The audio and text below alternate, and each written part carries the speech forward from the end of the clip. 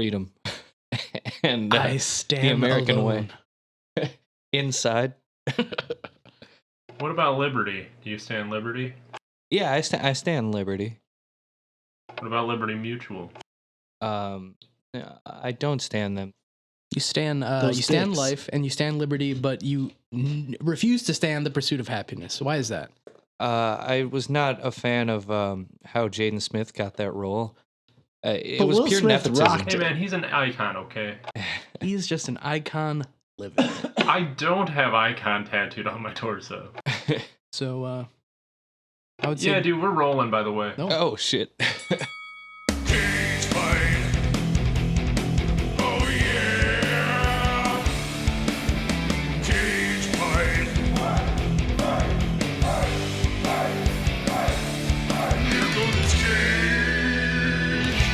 Hello and welcome to episode 8, I think. Maybe it's 7. No, it's 7.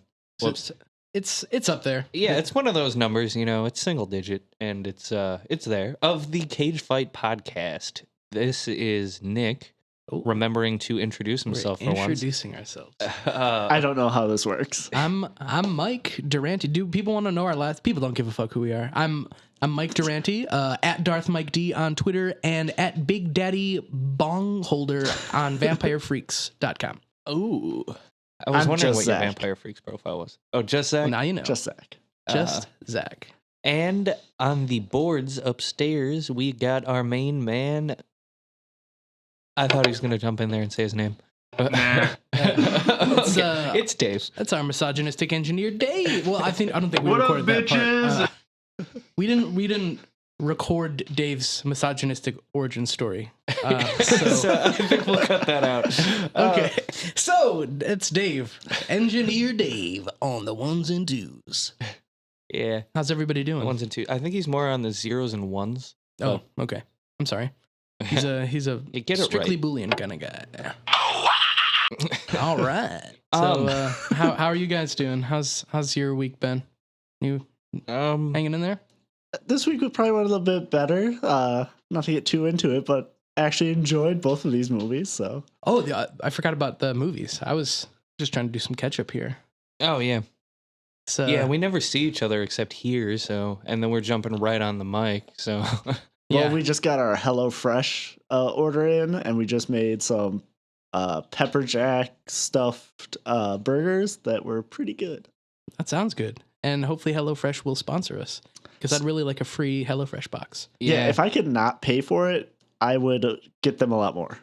What is something I don't want to pay for? Hey, Insurance. if big insurance is out there or big friggin' barrel of liquor is out there, feel free to sponsor the show. Yeah.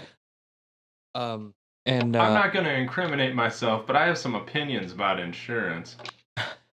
I'm also trying to get a sponsorship going from Amplify Music. Oh yeah. I think they're the best streaming service, and I would like for them to sponsor us. You know. And what I like about them is they pay the artist the least. Mm-hmm. Yeah, just keep all of it for yourself. That's all really the what other I'm saying at the services end of the day. already underpay the artist, but Amplify really fucks them over. But don't you get exposure? And you can take exposure to the bank. It's true. I mean, define exposure, really. I mean, is it exposure if somebody's using Amplify to play Old Town Ho out of their Is it car exposure really loudly? if I'm waving my genitals out the window? Because that's what they charged me with. That's what they charge you for every month on Amplify. You have to expose your genitals to the public one time, and you get another month of music listening.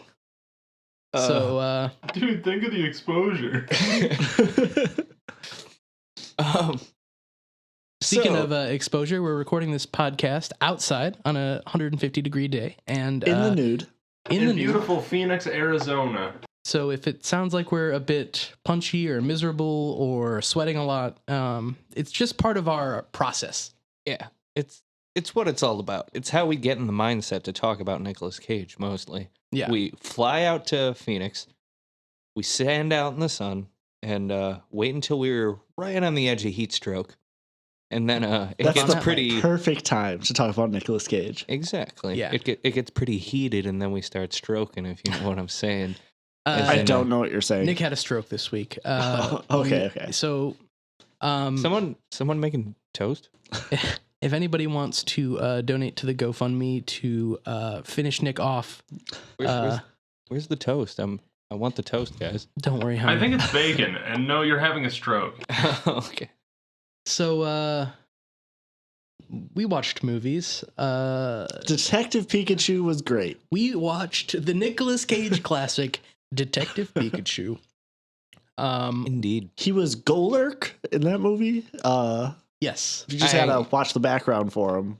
I think I fucked up when I watched the wrong movies, guys. I watched Ghost Rider and Pay the Ghost.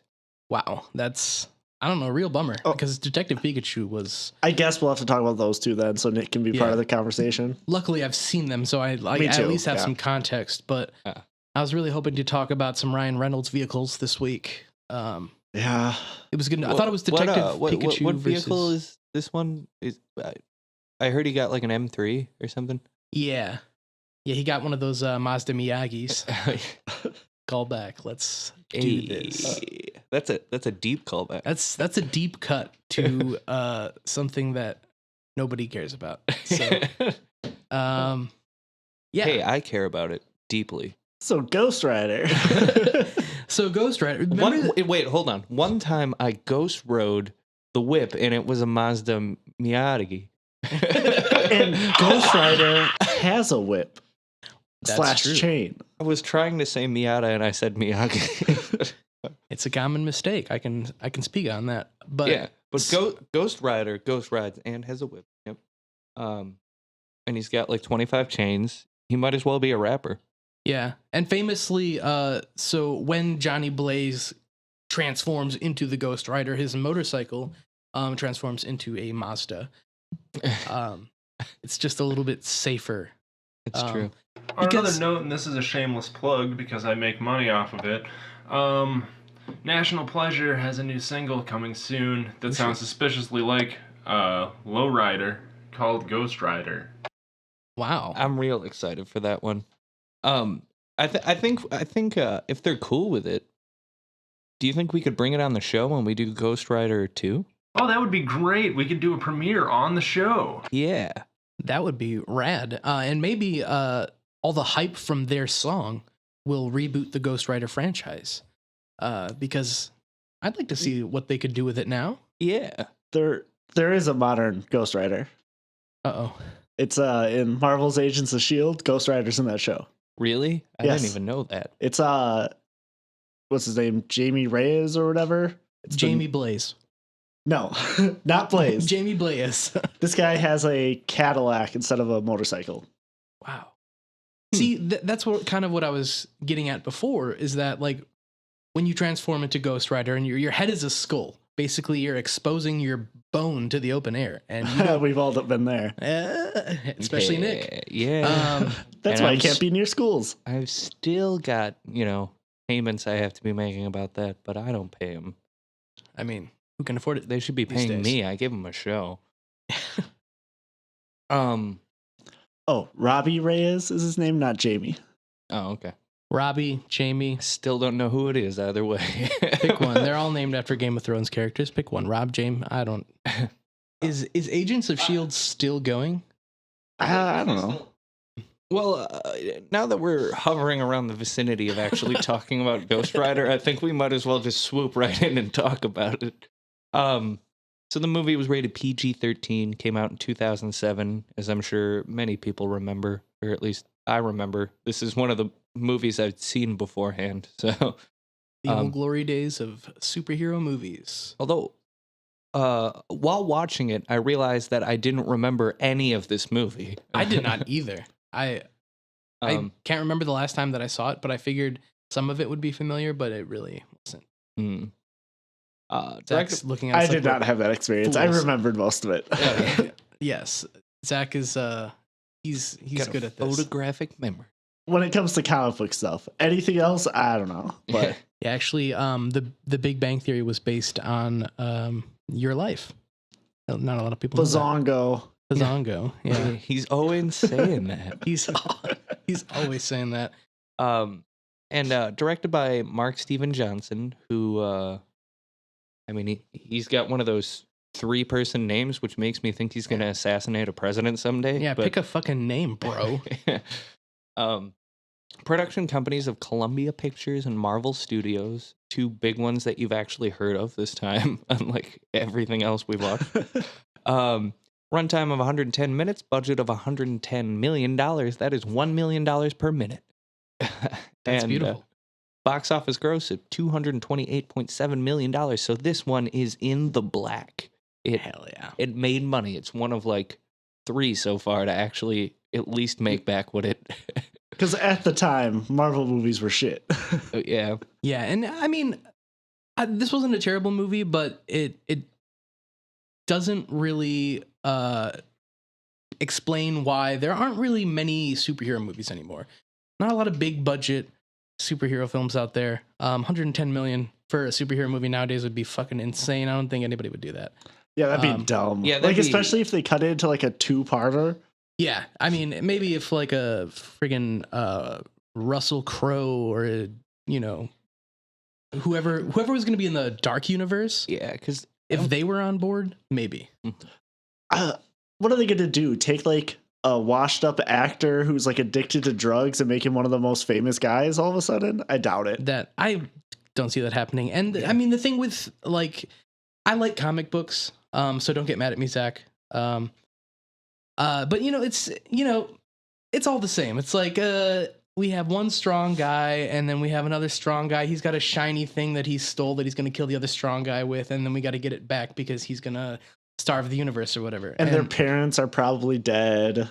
Yeah, their parents are probably dead. like partly their fault then too. If they die, they'll come back. There's just no stakes. So I don't see a superhero film being successful in this climate. Well, yeah. Personally. I mean, when Disney bought Marvel, they tried to bring it back, but they were really unsuccessful from that point because Disney is famously full of flops. That company. Well, I mean, I feel like what they intend to do is buy out their competition and then force it into the ground, type of thing. Yeah.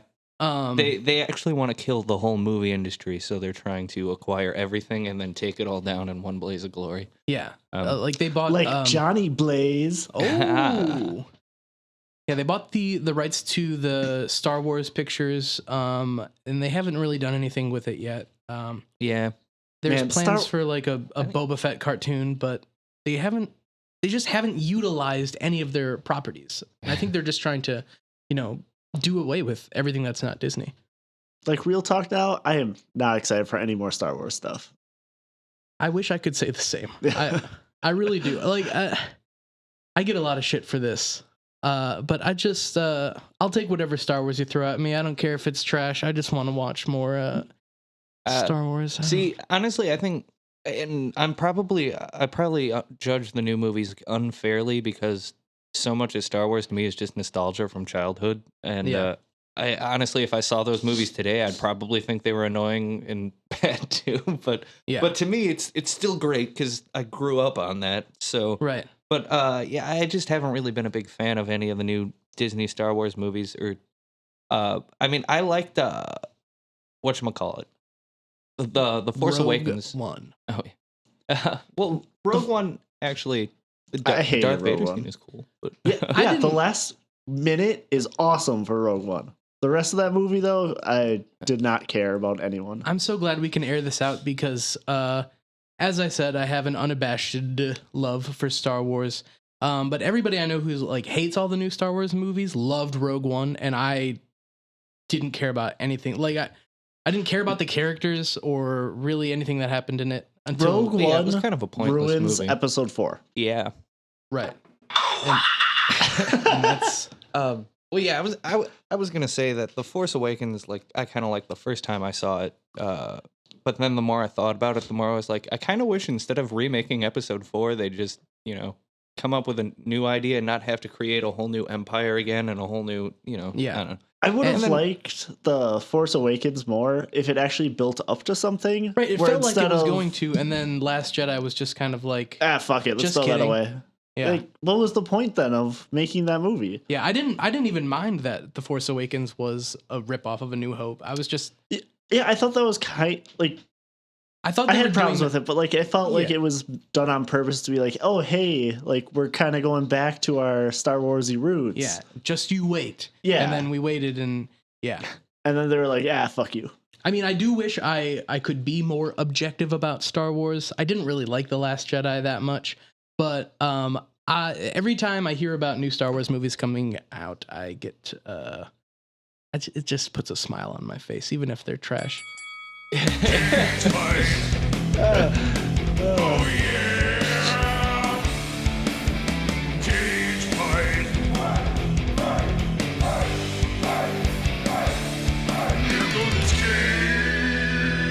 So speaking of Star Wars, Ghost Rider 2007. This is now just like the Disney IP podcast, I guess. But Ghost Rider.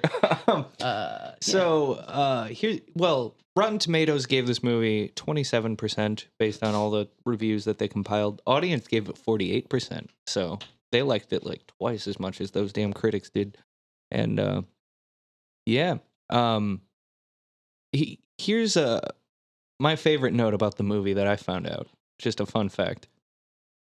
Cage's CGI Ghost Rider skull was modeled from an actual 3D X-ray taken of his skull. Yeah, They took a 3D X-ray of his damn skull to make that, which is awesome. It's awesome. I don't know if it wouldn't have been any different if it was just like a skull is. I a would not skull. have noticed if it was someone else's skull. But I only would have noticed if it was like a raccoon skull or something. Like I really don't know what the point Or of like that a was. baby skull or something. Unless he like just happened to be under the X-ray and they're like, hey, while we got you here, let's get a fucking scan of your skull and then we'll put that in the movie. And he's like, hell yeah.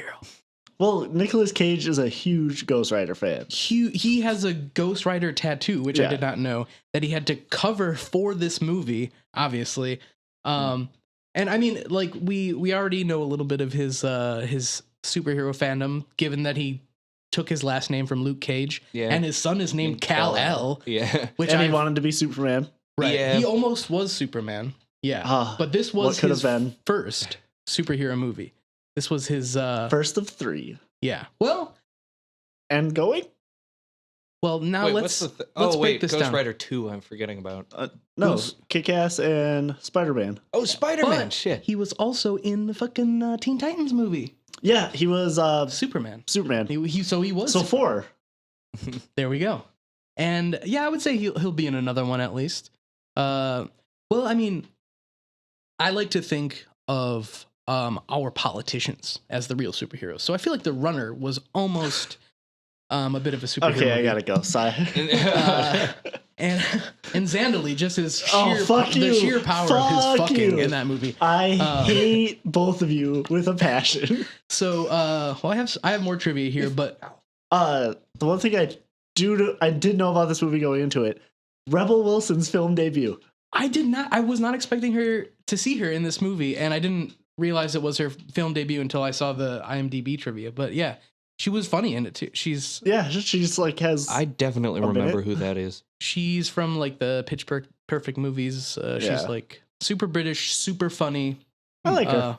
I like her too. I feel like it's like I had no intention of seeing Pitch Perfect, and then I sat down and watched it, and it's like, thank God Wait, Rebel Wilson is in this movie. I don't. I mean, I liked all 3 of the Pitch Perfect You know what? I movies. didn't dislike it. I'm not saying I disliked it. only I just saw didn't. the first one, and I actually remember enjoying it, but I don't remember much about it. The first one is I remember like Anna Kendrick super being in it. rom-commy. Oh yeah. After that, they just become straight comedies, and Yeah. I think they're a bit better. I feel like that's probably because of Rebel Wilson, because like she She gets a bigger role in each movie. really stands out in that movie. She's just so funny. And She's really funny. Oh, she yeah. was her scene in this movie was very funny. Describing seeing a man with a flaming skull was Oh, great. that's who she was. Yeah, I she was was gonna the say because super I just goth- googled her right here, and I don't remember that, but she dyed her hair in this movie. and Yeah. it looked Yeah, she different. was like all punk looking. yeah, she was some goth girl getting interviewed by the news. But yeah, so As we were saying, Cage is a huge fan of Ghost Rider. Yeah. Apparently, he fought really hard to play this part. It took a while for him to get it, and he wrote sections of the script. Yeah. I was surprised to see that. Because I think the director Mark, I want to say Mark Evan Jackson, but that's not right. Mark Steven Johnson. Also, he wrote the screenplay. He also wrote for Grumpy Old Men. He wrote the Daredevil and Elektra movies. Oh, good job. Yeah, so this is not his first exposure to this kind of thing. Apparently, he has a story by credit in the new Christopher The Robin movie Daredevil also. and Elektra movies are they're the most well-remembered Marvel movies of this era. Oh man, those- Hey, if you can in forget, Daredevil, the guy playing Kingpin was great. I only remember Colin Farrell as Bullseye or whatever. Ooh, that was bad. Because I was about to say best movie villain probably ever. I don't think I haven't seen that since like it came out, and I was like 9 years old or something. Yeah, I remember. Michael Clark Duncan. Oh, he was Kingpin? Yeah, he was Kingpin in that Really? movie. Yeah, May he rest in peace. he was really good as Kingpin, but everyone else in that movie Wait, was terrible. Michael I think Clark I didn't Duncan's even- great. I didn't even see Daredevil. I just saw Elektra. I don't know if I saw Elektra. Elektra's way worse than Daredevil. So I've heard. Oh, But, man. hey, I have to be agnostic on the subject because I haven't seen the other. Who knows? Well, I mean, it's just because, and I hate to bring this up again, but you're a sexist, and so there was no chance of Elektra being better in your eyes anyway.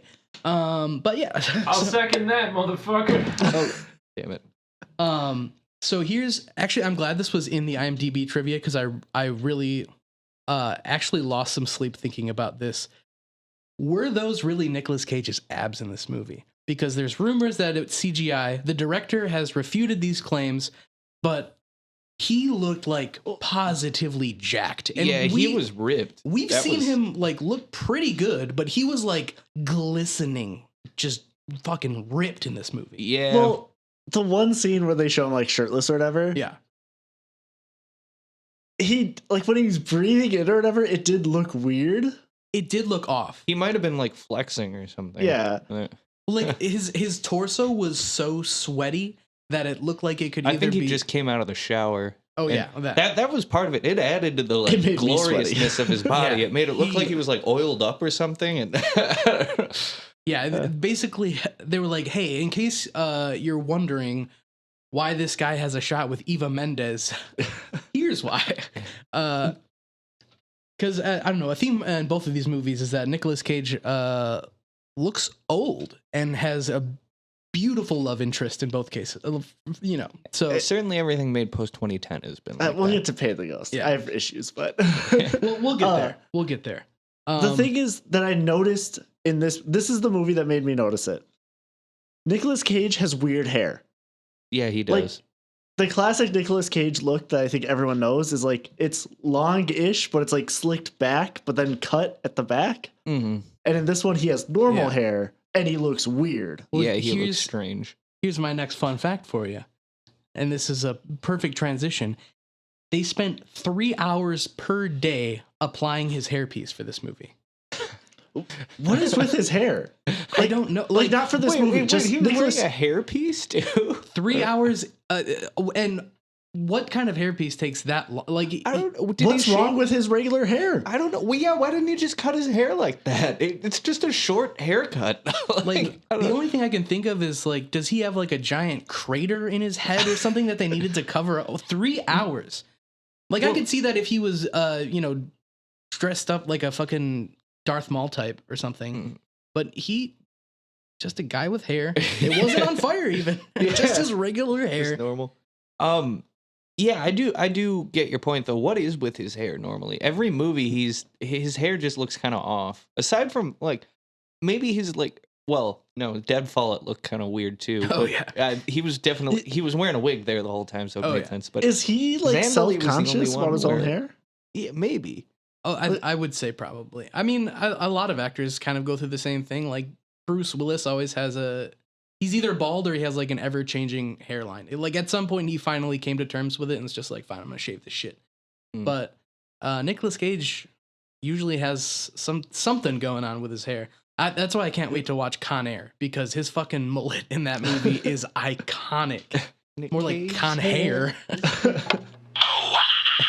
Thank you, Engineer Dave. All right. So I guess we can move on to the plot summary then. Oh wait, I have one more fun you- fact. I have one more fun fact. Oh, give as many as you want. Okay, sorry. One more fun fact. Ravioli is meat Pop-Tarts. Yeah.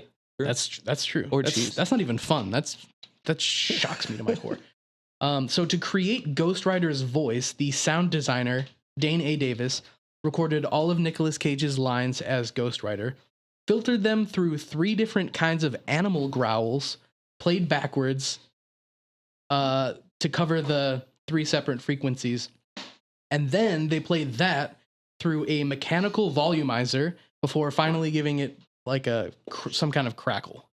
So I thought it was kind of unnecessary to have That it so seems- weird. that seems like a lot. Like 3 layers of animal growls. Yeah, that's some serious editing. To then just I put actually in, do that to Zach's voice every time that we do this podcast, to be honest. Just in case somebody was wondering why Zach sounds like that. It's because I am Ghost Rider. Yeah. Well, we should probably keep that under wraps. Well, I mean, I'm trying to get better PR. Ghost. That's So, fair. That's This fair. is a way to start. Brand recognition.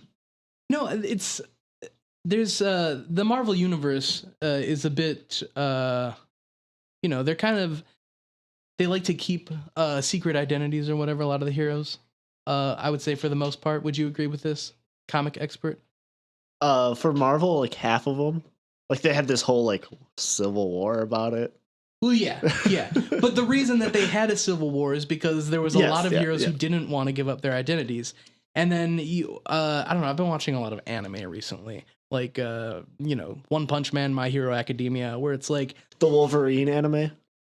I haven't seen it, Oh, but it I feel exists. like it's a bit of a culture shock, not because it's anime, but because they're like, hey, I'm Joe Smith, I'm a superhero, and like there's no Civil War plot in One Punch Man. They just go straight to like, I'm gonna register as a superhero, like they're a sex offender or something.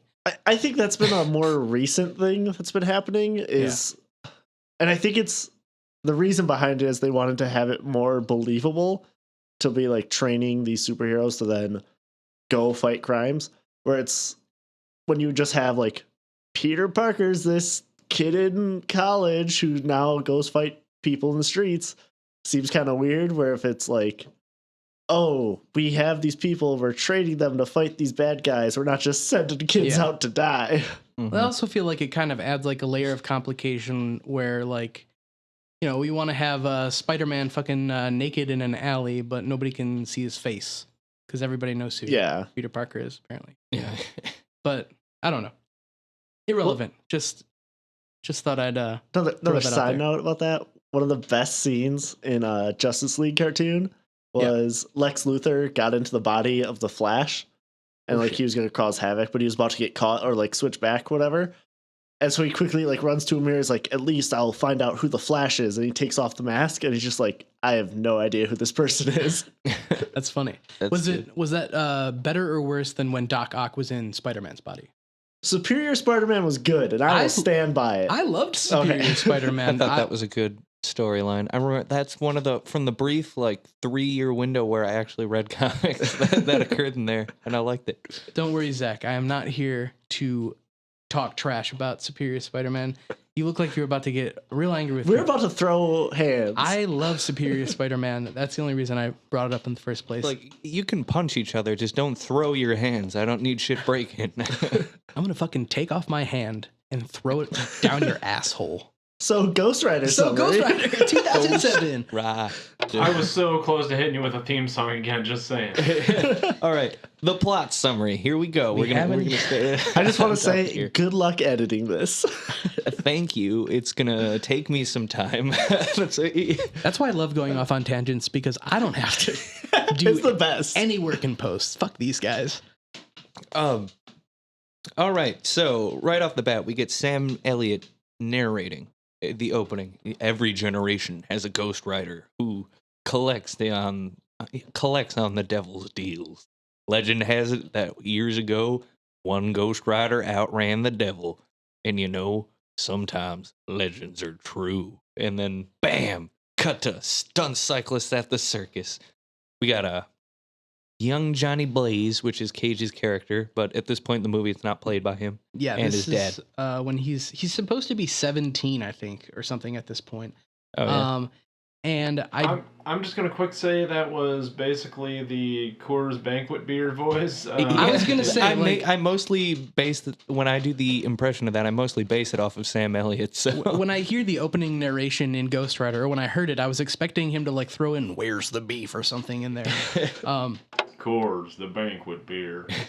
But so yeah, the young Johnny Blaze, who I wrote down the name of the actor, but I really just referred to him as generic 2000s white male actor in most of my notes, because just picture that, and that's young Johnny Blaze. Doesn't really look anything like Nicolas Cage. Oh, okay. I thought you were saying Sam Elliott, and I was like, he doesn't seem very generic. Oh, Sam Elliott is anything but generic, but the young Johnny Blaze, highly generic. Yes, white male actor from the 2000s. Very. He's like today we got the Chris Pine and the Chris Pratt and Chris. The Chris's. Yeah, the Chris's. So yeah, I'm sorry to interrupt. He is a stuntman. His dad is too. It runs in the old family. And basically his dad has cancer, and Johnny Blaze sells his dad's cancer to the devil. Yeah. Well, sells his soul to get rid of the cancer. Well, he sells the cancer to the devil. You're right, yeah. Because he goes in, there's cancer on the table, and then after the transaction, there's no cancer. That's true. So where does the cancer go? That is one of the scenes I really did like in this movie, is when the devil's walking across and there's that flash of light and it shows like the old crippled shadow. Yeah. Like, I thought that was really cool. That was cool. And there's... Yeah, Mr. Fonda gets a cool introduction. Much better than in The Runner. Yeah. There was another cool part that I'll mention in a second when we get to it. But yeah, Peter Fonda plays Mephistopheles, or Mephisto as he's referred to in the comics, right? Yeah, that's one of the things I was a little like, why didn't they just say Mephisto? Yeah. Like, because like Marvel has like... I don't know that I even heard him call him Mephistopheles. I thought they just called him the devil, or... He's billed, or the character is called Mephistopheles, like in the credits and everything. Where it's like, I don't know if they ever actually say it. Mephistopheles is, of course, the famous character from that Radiohead song.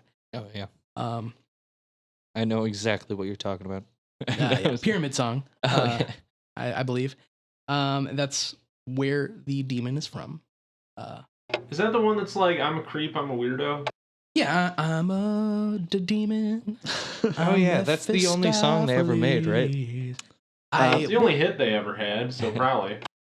They made other songs. That was just the last one. Yeah. The last one they ever had to, is they peaked on music, but yeah, and they got their payout. So.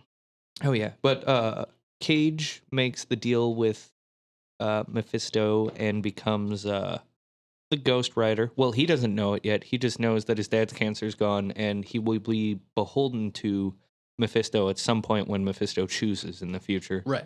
Also, his girlfriend's about to leave town. He wants to leave with her. And he argues with his dad about it. I wasn't sure exactly why that was going down.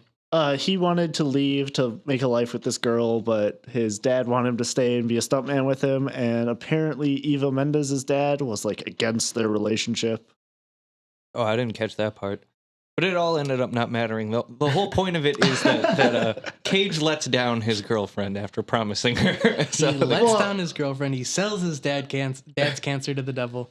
I mean, he lets down his girlfriend because his dad dies. Like, in a tragedy. I mean, we're skipping ahead. So. True. That's not even very far ahead. That's like the next part. That's the next thing that I was going to talk about. Yeah, so he sells his dad's cancer to the devil, but his dad dies in a motorcycle accident anyway, which is, we get like this. So he dies doing a stunt, and then you hear this like maniacal laughter, and you just see like the silhouette of Peter Fonda in the carnival tent, which was pretty cool. I know Peter Fonda was in this movie. I knew that, but for some reason I was super confident you were going to say Peter Frampton. Peter Frampton was jamming on his talk box while Johnny Blaze's father was burning alive. So yeah, his dad dies, and he's like, "Oh gosh, I think doesn't he confront Mephisto too? He's like, "You did this." He's like, "You said he'd save him," and he's like, "I said I'd cure his cancer." Yeah, because it's like as he runs away or whatever. It's like, you should have got a fucking receipt when you bought this monkey's paw, brother, because your dad's still dead. You're stupid. And he's like, "What are you, the devil?" And he's like, "Yeah." Yeah. And then, Didn't you ever go to Sunday school, you fucking idiot? and then he says to him basically like, don't ever get involved with people. Don't ever have a love life. Don't ever do anything at all. Because someday I'm going to come and you're going to have to do my shit. And that's all going to disappear. So you might as well not have it at all. And a little small detail I liked about that scene too is that whole thing takes place at a crossroads where deals with demons at crossroads is like a thing. Yeah, Robert Johnson's there too. And, yeah. Eric Clapton is... It's also in the Barrens, and there's a bunch of Tauren running around. Yeah, and it's in the Barrens, and Johnny Blaze can't have children in this film. So yeah, it's years later. Excuse me. And we cut to Cage about to jump like 25 semis. Yeah, we get the modern day Johnny Blaze jumping semis to none other than the greatest stunt song ever, "Crazy Train" by Ozzy Osbourne. Oh yeah, the Stadium Classic. The Stadium Classic. Is that the one that goes, "I'm a creep, I'm a weirdo"? Yup. Yeah. Going off the creep. Yeah. So he gets into an accident. That was one of Ozzy's best songwriting moments. Going off the creep on a weirdo train. I wish I was dead. So Johnny Blaze, modern day, gets in an accident. He like hits a wall or something. He just botches the landing because he makes it all the way across, and he tumbles a bunch into the wall. And as you do when somebody gets in a severe motorcycle accident, or you don't know the severity of it yet, what you do is you take off their helmet and you slap them in the face a bunch. Is that not the right procedure? Well, I think if someone's concussed, you want to give them like trauma, but in the opposite direction and knock their brain back. There's gotta be an equilibrium. You gotta slap the concussion back into place. And he's getting slapped by what turns out to be his like right-hand man in the movie, who is that one ginger from Blade. All I could think of during this whole movie is like, that's the guy from Blade. I just watched Blade like a week and a half ago, so I was like, hey. Man, I love those movies. Apparently his movie is Mac in this. I just refer to him I had no idea what his name was. I refer to him as lead crew member. He's like in a bunch of like TV shows and stuff too. Yeah, he's like, on I've some seen him a lot. Something. Yeah, he's in a lot of stuff. But when I like, we should probably get his name. Looked at his name on IMDb, I was like, I've never heard. Donald Logue. I've never heard this name before. Load? Not Donald. Donald Load. Logue. Okay. Load would be so cool. He was in Gotham. He's Harvey Bullock. Oh, right. Yeah. At least he's not Harvey Weinstein. Quinn. You know what I'm saying? Gotham. Was that one of the ones done by Bryan Singer? Right. Yeah, I'm sorry. He was in Law and Order SVU. That's where I know him from. I mean, everybody's in Law and Order. I don't watch Law and Order SVU, but every time you look at somebody's credits, they're like, they've been a pedophile in at least an episode. He was like a detective for a while. Okay. So he was like a recurring character? Yes. All right. Still a pedophile, but just one they kept around on the force. And they make it to catch him, you gotta know him. So Cage goes through an accident that really should have killed him. Like even watching it, you're watching it, it's like, ooh, that guy probably broke his neck, but he's fine. And yeah, we better slap him in the face and make sure. Then Mr. Loeb says Logue. to him, Logue, I'm Mr. sorry, Loeb. says to him like, hey, this is more than luck. You got like an angel watching over you. And then like they're really beating you over the head with the fact for a while there that yes, the devil is the one keeping him alive because he doesn't want him to die so he can fulfill his contract. Right. So, then we cut to Yeah, that's where Cage has that line like, "You got a guardian angel," and he's like, "Or something." And then he looks directly at the camera and he says, "Because it's actually the devil, the opposite of an angel." Because Actually, I signed that contract years ago, I sold my soul to the devil. and he killed my dad. But it's funny because the devil used to be an angel and is not anymore. It was a really weird scene It was because this movie's only going on for like 5 minutes. yeah. It was like there was a lot of scenes that were like a bad 70s movie where every 10 minutes they run through the entire plot. There's like one character who just runs in the room and he's like, "This is what's happening to it." So there's a lot of that in this movie. Oh, and during his conversation with Logue, did I get it right that time? Yeah, right. There we go. Cage is just very weirdly amused by a show on TV that's just a chimpanzee in a karate uniform kicking a dude, and I am really confused by it. I think that scene was meant to show that he did, in fact, get brain damage from that accident. Hey, in his defense, if you were flipping through channels and you see a monkey in a karate outfit like, attacking some dude, you're gonna stop and watch it. I would stop and watch, but he is just like too amused by it. He's laughing his ass off. Because it's a monkey thinking it's a person. He doesn't I need feel like clothes. we need to stop the podcast and address why Nick doesn't find that fucking hilarious. Because I don't know. I've This is just the been on Karate the Monkey internet too long. podcast. I guess I'm jaded. I guess so, but I don't know what you're looking at on the internet. Because for me, it's a lot of chimpanzees in karate suits. And oh yeah. Oh, also his crewman's telling him like, you're being too reckless with your stunts, man. You got to reel it back, or you're gonna get yourself killed. Like, I know you got that angel watching over you and all, but like, still, don't die. And then Cage is like, "All right, I won't die." Oh, I forgot to mention he's kind of trying to do a southern accent in this movie, and as we've learned from, He drops it real quick. he drops it, but then it'll come back randomly. I feel like early on in the filming he was doing it, and then later he just didn't give a fuck about it. So there's like random scenes that they shot earlier that end up later in the movie or something. He But, forgot like, what movie he was doing, so he's just talking with like a New Orleans affect most of the time. I don't know if this is like a hobby for Cage, is to just take roles where he has to do an accent that he can't do, but like it's been a common theme in at least like 8 of the movies we've watched so far. And I feel like 6 of them were all New Louisiana, New Orleans. Yeah, like some like even if the character is from the same place as the previous movie, he's doing like a different, slightly modified Yeah, accent. different take on the accent. Yeah, it does feel like he's like, "Oh, I'm gonna take this role because I feel like I can do this accent, but I'm not gonna practice it at all." No need. Improv. Exactly. So yeah, there's this dude in a trench coat, who's a pale looking motherfucker with short black hair, and we've seen him now like murder some people, and he shows up and starts murdering people again, and then some like elemental people materialize. Well, let's And, not forget who he's murdering in this scene. The Hell's Angels. Oh, that's true. Yeah, he 'Cause- kills a Hell's Angel. Because they make that line, "Only angels in this bar." Oh yeah, yeah, and He's he's like, They Really? say, "Oh, I'm not angel." and he's and just so- like he looks magic directly death finger. he looks directly at the camera and he's like, "See, it's funny because I'm actually a demon." So yeah, he pops up at a biker bar, and he has like 3 minions who are like elemental fallen angels. 4 minions. Is There's there? 4. Yeah, because they kill off one right away in the beginning. I didn't even remember that. I missed Because that. there's a water guy, an air guy, Yeah.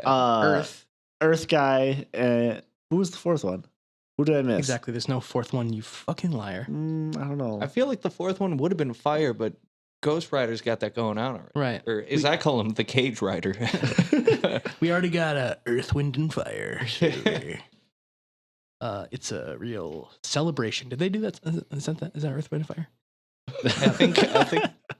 I think that's not. Cut that joke. I think that's cool in the gang.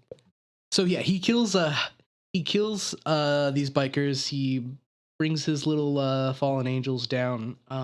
Yeah, and apparently he wants their help to find some contract so he can unleash hell on Earth, and he wants them to help him find that contract. And he's the son of Mephisto, and has a vendetta against him for making the Ghost Rider powerful instead of him. So, Yeah, he's got some real daddy issues. He's also portrayed by a really bad actor. I don't know his name, but I didn't believe a single line this guy delivered. Is Wes Bentley? He's an American Beauty and stuff. Oh my god! Wait, yeah, oh yeah. He's the kid with the camera, isn't he? Yeah, and I don't know. Apparently, when this movie was filmed, he was going through like a rough time with addiction. And I mean, I don't know why this was even in the IMDb trivia, but apparently he just took this role to buy drugs. Good to know. It really shows in his commitment to the role, where he just delivers everything really flatly, and I don't believe anything he's saying. but yeah. So yeah, his character is named Blackheart. Did they say that in the movie even? They said it way later, but I think when the devil comes to Ghost Rider, he's like, "It's my son, Blackheart." Okay, because I knew who he was supposed to be, but I didn't really catch them addressing it. But well, yeah. then we find out he's the son of Mephisto. I think I said that already. Yep. Mephisto shows up and says like, "Hey, stop doing this. Stop trying to release hell on Earth. I'm gonna send the Cage Rider on your ass." And then he's like, "Bring it on." And I'm confused as to why the devil wants to stop hell on Earth from happening, or whatever's supposed to go on here. Blackheart wanted to get that contract to become more powerful than the devil. Oh, I see. And the devil's like, "No, I'm Big Daddy D." Yeah, basically. Okay. So then we cut back from all that kajiggering to kajiggering. I don't know why I just said that. I'm sorry. You amused yourself there? Yes, I did. Then we cut back from all of that to Mr. Blaze is about to do another stunt, this time in a big-ass football stadium. But his old girlfriend, Ava Mendez, or Roxanne, as she's called in the movie, stops in for an interview. And she's a reporter now, and he proceeds to, in the interview, ignore all of her interview questions and just tries to catch up with her while she's actively filming him. And she gets real annoyed and walks out. And because Roxanne doesn't want to have to put on the red light, the red light of injury when he's hurt. Then Cage goes out, and he's about to jump across a bunch of helicopters with the rotors spinning, like his dad had planned, apparently. Like, it was the last thing his dad said to him, basically, was like, "Hey, I got an idea. Instead of a ring of fire, how about a helicopter?" With his dying breath, he's just like, "What about I think like the exact quote for that was like, "That'd be cool." Yeah. Well, I mean, he's not lying. It would be cool. I mean, what else are you supposed to say? Yeah. And it was cool. So he makes the jump, no problem. It's like, it's like he's being guided by the devil. Yeah, almost. It's across an entire football field, and he lands on the other side, and then just drives off through the stadium, and immediately pulls up on Roxanne, because he's got to tell her, "You don't have to put on the red light." There was a lot going on in this scene that I was a little confused about, because he chases her down the highway on his motorcycle to catch up to her, stops every car on the highway has to stop. He can't get her to stop by talking to her, so he has to just drive and park his motorcycle in the middle of the road. And so rather than being enraged by this sudden stoppage of traffic, everybody gets out of their car to get an autograph from Johnny Blaze. Well, they're like running down the highway at him. Well, I mean, that's super realistic. Just could you imagine if you guys all know the most popular stuntman right now, right? Yeah. His name is Brick Johnson. Good old BJ. Yeah. But yeah, like everyone's just happy and like gets out of the car for pictures. Like, Yeah, I'd they're be all pissed. doing that. And also, likewise, his girlfriend isn't pissed at his ex-girlfriend, long ex. I don't know why I'm saying that, but Yeah. maybe foreshadowing. Soon to be His ex again. romantic interest. Yes, his romantic interest is also not pissed at his weird stoppage of traffic, and Is charming. yeah, it's charming. He keeps not taking no for an answer, and then kisses her, and then after that, even though she didn't want the kiss, she's like, "All right, meet me at this restaurant at 6." And then he's like, "Yeah!" And there's in really- fact, I literally think he delivers it almost like I did. But There's really a lesson to be learned here, and I really hope the incels are listening. So if a woman says no, you just keep persisting, and if she says no again, you kiss her. And it should be butter in your hands. But make sure you stop traffic in front of her first. Yeah, you have to do you gotta stop something some traffic. dangerous and honestly Irresponsible. fucking annoying as hell. And probably illegal. Highly certainly has to be illegal. illegal. Yeah. I really hope there's an outtake where she just like swings her door open, knocks him off the bike because it's creepy. It was weird. Yeah. The whole like I know they had a previous relationship, but that doesn't make this like stalkery shit any less weird. I mean, So, less stalkery. yeah, So, stalking is stalking. Yeah, Cage is getting ready when he notices his hands are red and smoking. And then he finds his motorcycle outside and running. And bam, Mephisto shows up and says he's been keeping Cage alive through all the accidents, in case he hadn't figured that out yet. He says it to you. And now he's calling in his contract today.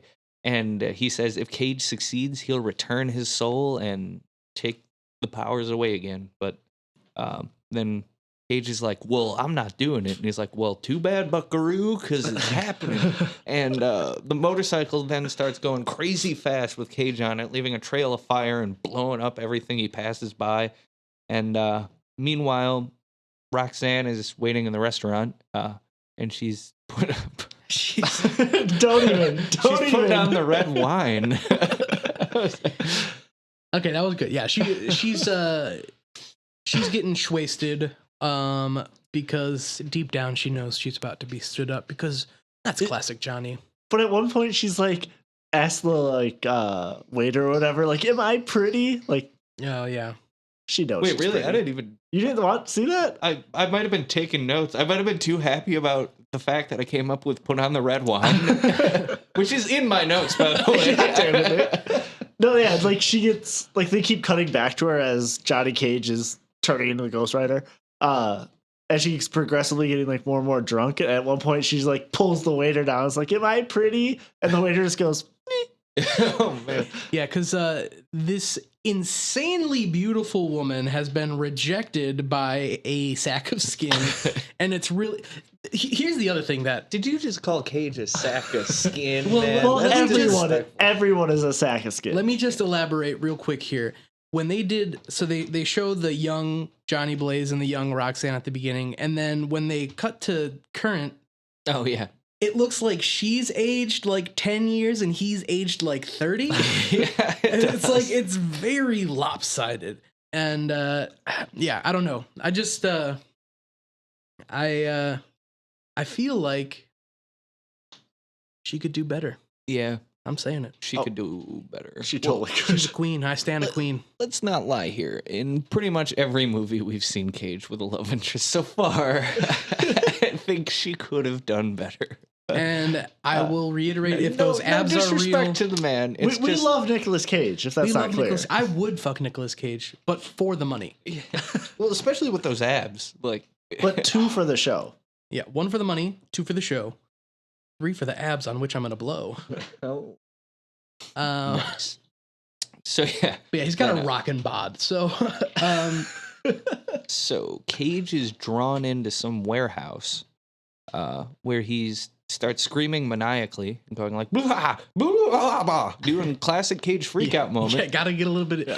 That's why he was perfect for this role, because like transitioning out of or into Ghost in and Rider. out of Ghost Rider, just like blah, blah, blah. Yeah. Can't imagine anybody else doing it. Yep, and his whole body gets like engulfed in flames briefly, and then bam, his head is a flaming skull. The Ghost Rider look that you all know. You know it. You remember it if you were alive during this time, Yeah, at least. and- Or if you've read Ghost Rider comics or anything like that. Go ahead and quick Google it. If you have never seen the is it Ghost Rider? And you'll know what we're talking about when you see it. Thank you, Dave. A little late to the show, but you know. This warehouse seems to be where Blackheart and his elemental goons are all hanging out. So one of them hits him with a truck, and then the Cage Rider just gets all pissed and just murders him with a fire chain. It's just whips him with a chain, and it engulfs in flames and kills Earthman, I think. Oh yeah, is that when he gets hit by the truck? Is that when he gets like caught in the chains, and then? I think so. Yeah, they're like, haha, he's choking to death. And he's like, nope. Oh yeah, look, that skull can't breathe. Yeah. And then, of course, those become the iconic Ghost Rider chains. Yeah, and I like the guy hits him with a truck, and then is like, he's not so tough, and then gets out and starts walking away. Doesn't even look if he's there, like if he's injured or anything. He was hit with a truck. Yeah, it's it. Like, hey, if he's so tough, how come he can't withstand a fucking truck? But he did, and he killed him. But yeah, and then Cage. After that, like Blackheart and his other two goons run away, and Cage touches his motorcycle, and it turns into like an Ed Hardy skull motorcycle that's on fire.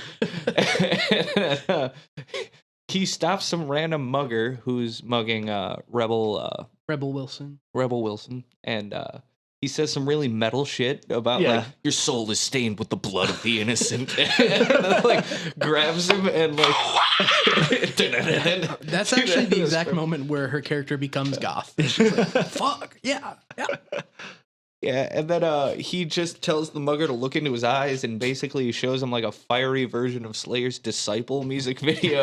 And it's the penance stare. The penance stare. Oh, the penance stare. I'm sorry, I didn't. It shows all his sins. And it isn't part of the premise of the penance stare that like you feel the pain that you've inflicted on whoever. Yes. Yeah. Yeah. Yeah, I think you feel it all. And yeah, so like if you slapped a granny and then you get the penance stare, you feel like an old wrinkly hand on your face type of thing.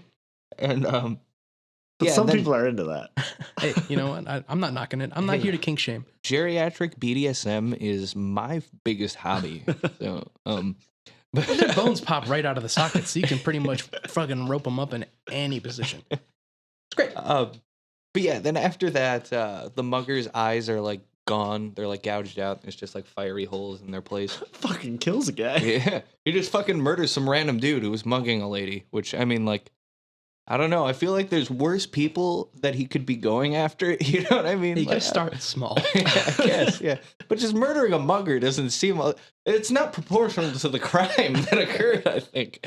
I don't know. But so then he just turns back in a cage with a weird, goofy scream, like another Cage freakout scream. Yeah. And then he just wakes up and sees Sam Elliott in a graveyard. And Yeah, he wakes up in a graveyard, like he just came off the biggest fucking bender of his life. He's like, why is that mustache standing in front of me? And Sam Elliott just gives very cryptic stuff like, yeah, that happened. Yeah. You wondered where that is? Yeah. He's like, it's all over there. You're wondering where your bike is? You're wondering if it's normal again? Or is it still that Ed Hardy bike? You wonder if it's all freaky like it was when you did that stuff that I know you did last night. And he's like, okay, I fucking get it. So yeah, he's patching up Cage's wounds and telling him about Ghost riding the whip. And yeah, he seems to have like some weird encyclopedic knowledge of the Ghost Rider history. Which Cage just doesn't question. Yep. Right. He's just like, whatever. Because This guy just Graveyard he's gotta Guy know told it all. me. Yeah. I feel like as the viewer, you're like, yeah, that guy was the Ghost Rider. Yeah. Cage is like, okay, whatever. And yeah, he It's tells sp- him what happened the previous night will happen again when he is near an evil soul. Mhm. Yeah, and he says it only happens at night or in darkness, I think. Because During the day, the Ghost Rider is a werewolf. Yep. Yes. Yep, it's got to be a full moon, got an evil soul nearby. Grows a tail. Grows a tail. His abs actually turn into like a gut, which is weird. But yeah. So then Ava Mendez is reporting on the crashed truck from Cage Rider's altercation last night. And she suggests to the police investigating that it might be a religious nut because the people were killed with sulfur, apparently. And, anybody who's killed with sulfur, it has to be a religious nut. That's just how it goes. I like how they're like, oh yeah, he died of like sulfur poisoning when this body's clearly burned to a crisp. Yeah. It was poisoning. It wasn't the fact that it got lit on fire. And they get immediately biblical with it because that's what you do when somebody is either burned alive or killed by sulfur. Like, this probably the work of the devil if you read that Bible. Yeah. There's sulfur. Yeah. Yeah, doesn't Eva Mendes at one point like say, "Have you read the Old Testament?" Yeah. Brimstone. That's sulfur. Yeah, real great reporter when she stumbles upon a crime scene and just starts blaming it on the Bible right off the bat. But yeah, Cage visits her and he's like, "Holy shit, I did all this." He's just whispering that to himself, but he walks up to her and she ain't hearing it. She's like, "Nope, you just fuck you." up." Yeah, and she insults the shit out of him. She's just like, "I grew up and I did things with my life, and you're still the same old sack of shit you always were. Why don't you go fuck yourself?" I mean, she doesn't say it quite like that, but that was the cuts meaning deep. behind it. She's basically like, I have had a storied life, specifically the Old Testament.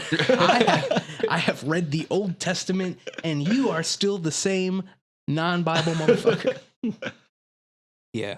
So then we cut to a wet Cage stepping out of the shower, and damn, he is ripped. And this is the conspiracy ab scene. Yeah. He's also doing weird shit into the mirror. He's just going like, "Nyah, nyah." Yeah, he's, like, he's making looking like up Three his nose. Stooges noses. He's like, for some Noises. reason, he thinks that because his head was a skull the previous night, that if he looks up his nose and sees a skull in there, that will be evidence of this Well, happening. that would be proof that there's a skull inside him. Yeah, exactly. And so basically, actually shortly after the movie, I went into the bathroom and did some exploring myself, and I think I might be a ghostwriter. Oh shit, the Mike Rider. Yeah, there's something real hard under my skin. I can't really see it when I look at my nose. What was he expecting to see? Like, what? I don't understand. I don't. It's Nicolas Cage. Like, I feel like that's all. You gotta have some scenes of him being weird. It's just how it That's the works. part he wrote. Yeah. It's like, what if he tried to fucking rip his face skin off like a Terminator? That's what Nicolas Cage sounds like. Precisely. So then Mendez shows up to apologize for what she said. Like, this scene bugged me where it's like the very scene before she was like, "Fuck you, I'm done with you." Yeah, there's and no then the next time. scene is, "Oh, I'm sorry." Yeah, she just immediately shows up and she says she's sorry and she starts kissing him and he stops her this time and it's like, whoa, I don't think we can go through this because I gotta tell you, I sold my soul to the devil. He just comes right out with it. Also, he prefaces it by saying like, "I have something to tell you you're not going to believe," and she's like, "I'm a reporter. I've seen anything. Show me what you got." And then he's like, "I sold my soul to the devil. I'm a fucking demon. I got a skull head on. It's on fire." And she's like, "Nope, not at all. Nope." See ya. And she gets so annoyed at this dumb excuse, which it would be a really dumb excuse if it weren't true. And Also, didn't she just interview a pedestrian that saw a guy with a flaming skull? yeah, And she finds this hard to believe? And she even herself said like religious shit is going to happen. Like, oh yeah. well, I guess to be fair, there's no Ghost Rider in the Old Testament. Have you read it? Well, not in a while, but So the cops pull up on Cage right after this and arrest him because they found his plates from his motorcycle at the scene. That was the other thing that would like bug me. Like, so they find this like miles long tore up road of just burned stuff everywhere, right? Mhm. And they find one burned up license plate Oh, yeah. and immediately be like, this guy did it. This guy definitely wasn't just Like- driven past by a flaming vehicle.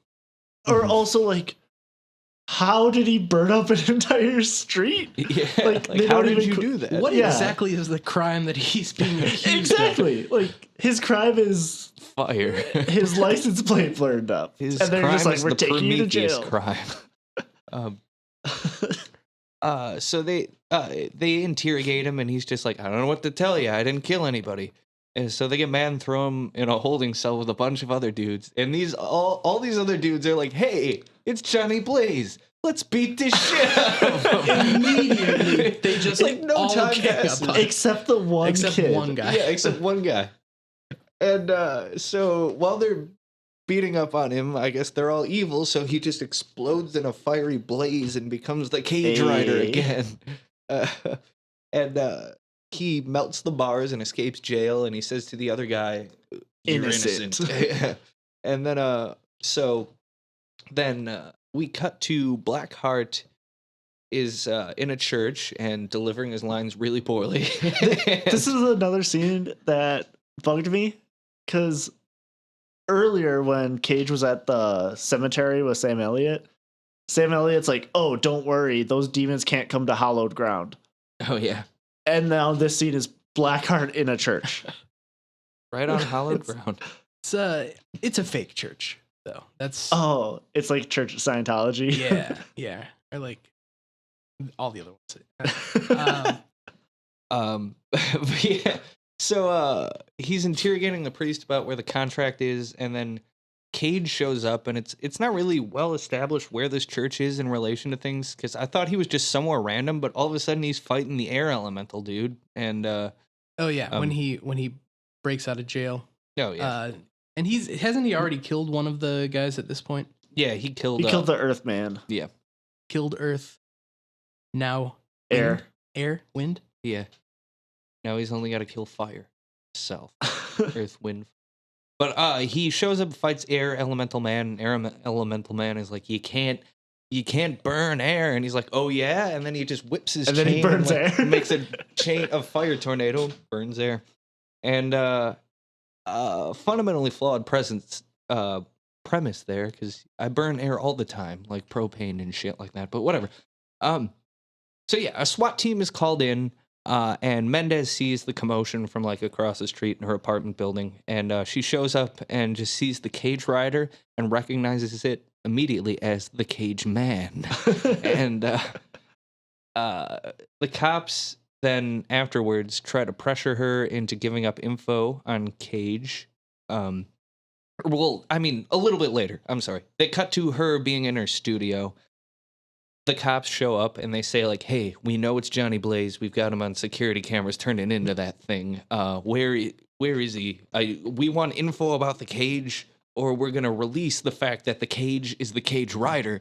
And But like, what are they gonna do? Like this guy, like the scene before, they literally watched him take a motorcycle straight vertical up a skyscraper. mhm. Like, and they're just gonna be like, we're gonna arrest him. Yeah, he whipped a helicopter and dragged it Yeah. away and moved it. Like, I don't know. And We'll just like, throw cuffs on him. also, I don't know why they're asking her for info, because like she doesn't know anything that they don't. Like, Yeah, how they? But she's how like, they- I'm not gonna talk. So yeah. So then, like always, Cage, every time he turns back, or every time the Cage Rider reverts into the Cage Man, he shows up in Elliot's graveyard, or Sam Elliott's graveyard, and he tells him that the former Ghost Rider ran off with a contract for some souls, and that the devil wanted those souls so he could become Power Devil. Super devil. Yeah. Devil 2. This know, time it's personal. I was kind of distracted at this point by the fact that Sam Elliott grows a beard like up to his eyes. Like his beard is just like his whole face. His face is all beard. Then Cage leaves, and then Blackheart and his remaining water goon show up, and they attack Sam Elliott. And apparently Elliott has the contract. On hallowed ground. Oh yeah, on hallowed ground again. Yes, And he's got the contract. They say, we know you've got it. We're going to kick your ass till you tell us where it is. And he says, nope. Yeah. And then they're like, well, okay then. Leave. Well, we tried. Yeah. what can you do? Oh, no. Oh, what he does say is like, oh, yeah, that girl. And then Sam Elliott just turns to him and says, like, if you try and hurt that girl, he'll show up and kick your ass. And then he's like, that's what I'm counting on. And it's like, yeah, he's going to generic bad guy talk. Generic bad guy shit. Delivered poorly. I'm sorry. I can't stress this enough that, yes, he was apparently going through a bad drug addiction at the time, but it was affecting his acting. But anyways, Eva Mendes is meeting with Donald Logue. Yeah, Ginger from Blade. Quinn. And they're trying to figure out, I don't know exactly, like what where Johnny he is. Blaze is. Yeah. Like, Okay. And yeah, this was just really an excuse to have them both in the same place. yes. Yeah. So that yeah, Blackheart could come and murder Touch that murders guy with his finger. Dr. Loeb Dr. Loeb. and Maybe he's kidnaps. related to Dr. Lime. He did have one claw hand. Forgot to mention that. Yeah, so he kills Loeb. What a Mac is his name in the movie. Kidnaps Eva Mendes.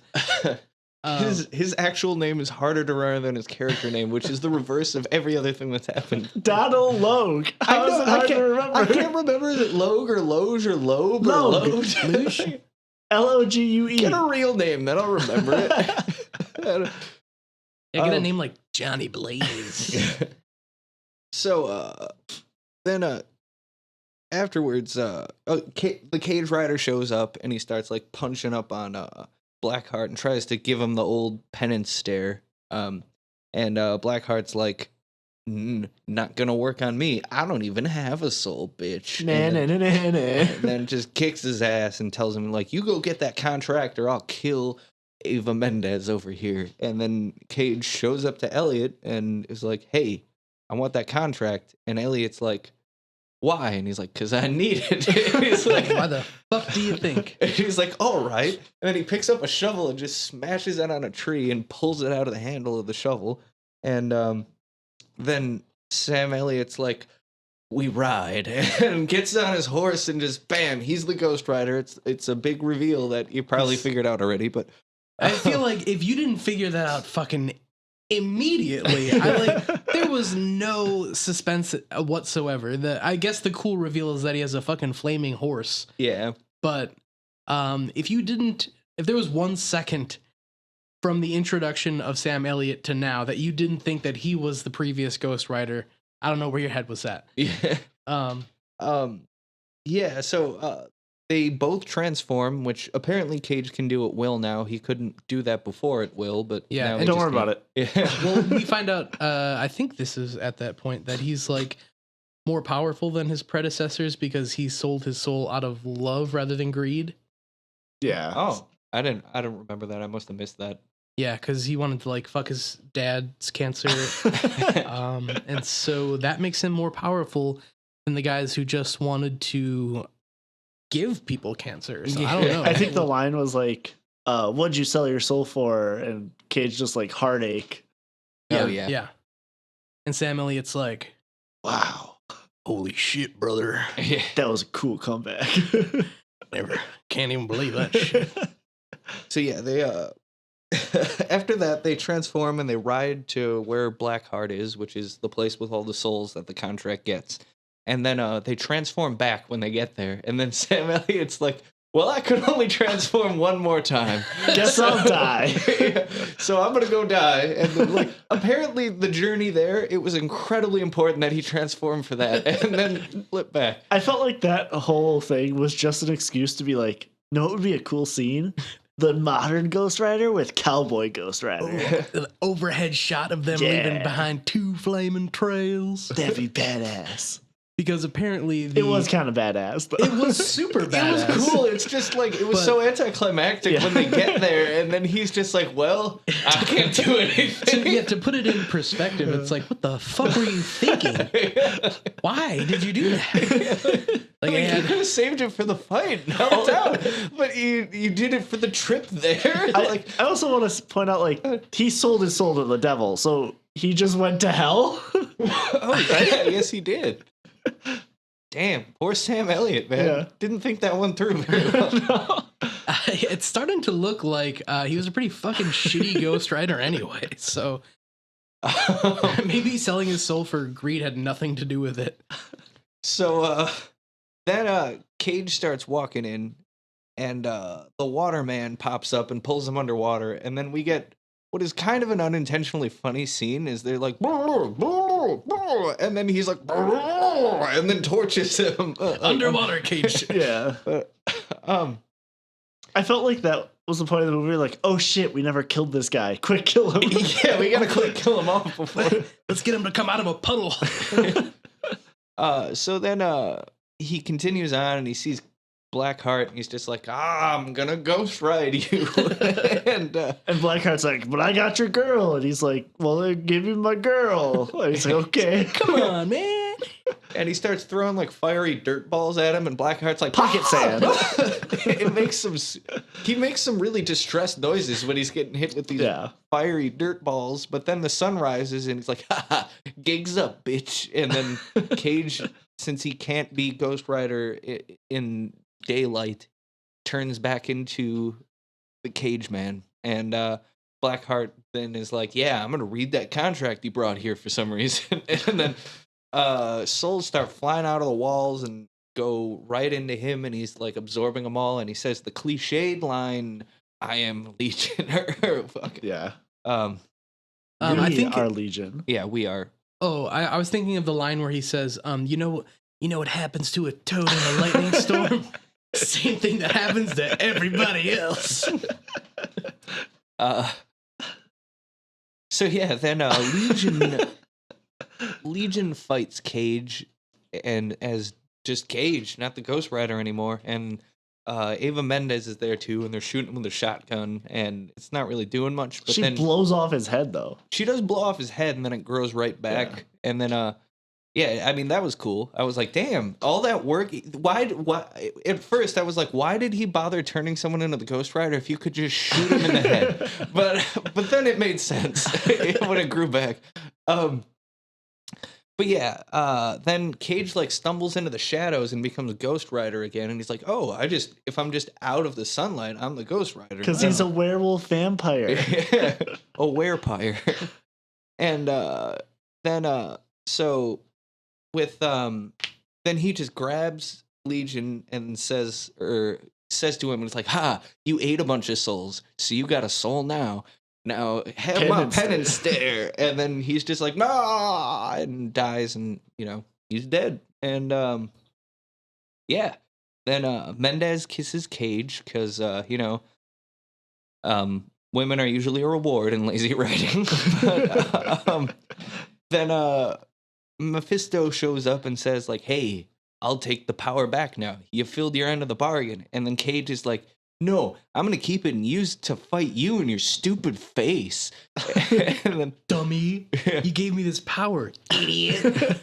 You stole my soul, though. What do you need that for? I mean, if anything, because he doesn't have a soul, he cannot be victim to the penance stare. He can't. So when he looks in the mirror, he doesn't die. Bow. Got it. That's the whole reason. He didn't want to have a whole like vampire thing going on. Only that's not looking in a mirror for different. I feel like they should really do a Ghost Rider too. Yeah. If they did, I'd watch it. You know what? No, we should just watch it anyway. If they made another Ghost Rider with a Nicolas Cage in the starring role, I would have to watch it contractually. Anyways, overall thoughts.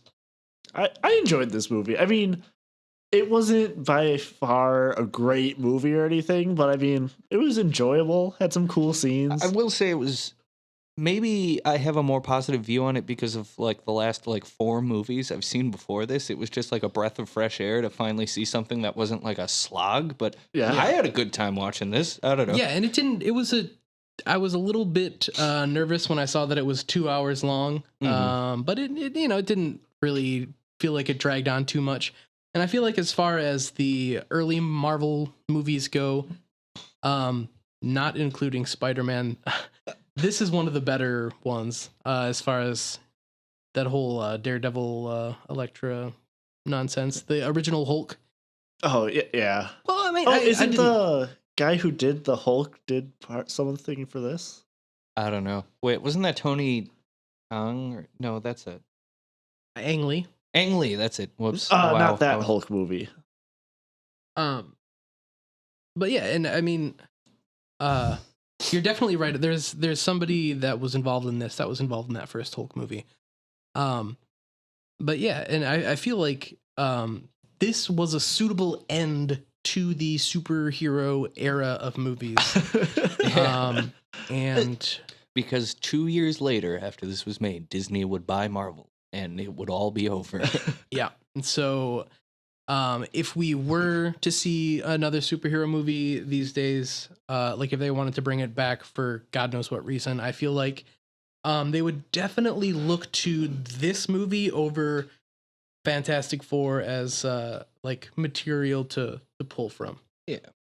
Let's I mean, I can totally see where if you were like a Ghost Rider fan from the comics, watching this movie would be a disappointment. Because I assume it it's was not very fucking weird. faithful. Yeah. Yeah, it's like they didn't even say Mephisto or anything. There's like generic devil. Blackheart looks nothing like Blackheart in the comics. But I mean, did they like not have rights or something to like Mephisto specifically that they couldn't say? I think they did, because this I'm was not before the sure. rights for Marvel got split up between like 3 studios. no, this is during that time. Oh, it is? Yeah, because this is why there's so many of those movies, because Marvel sold off the rights to all those characters to different people. Oh, yeah, but I thought it was still kind of centralized and they weren't like super stingy about it before Disney. But I don't know. I don't know. But, like, I don't know. I forgot where I was heading with this. Oh, who knows? Well, the other thing is, I believe that wasn't Blackheart originally like a Daredevil villain, or he started in Daredevil, and I think Mephisto started somewhere else that was not Ghost Rider. I know both of them are a big part of X-Men for a long time. Okay. But yeah, I don't know. It just seemed like for a Ghost Rider thing where he's going after bad souls and everything, they didn't do any of that. Like it's just let's fight this one demon guy. Yeah. Yeah, they didn't. But yeah, really... all in all, I enjoyed it. Yeah, I thought it was pretty good. I didn't think the fighting was great. I feel like they didn't have like much of a budget for choreography or something like that, but I was still entertained during the CGI scenes of stuff going on. It's just like there wasn't a whole lot of fist fights or anything. It was just him kind of standing there and then like ducks, dodge, fire kill. And then, but I mean, I don't know. I liked it. I also like Cage being weird in the mirror and freaking out as he's morphing and stuff like that. Cage, that's the type of stuff Cage is meant to do, honestly. I feel he's like. definitely at his best when he's wacky. Yeah. I also think this cemented in, to me, Nicolas Cage should play the dad-like character. Oh, like he should not be the like main action hero star or whatever. Yeah. Like even when he's younger, he should play the dad. And he wasn't even particularly young in this, so it just felt kind of odd.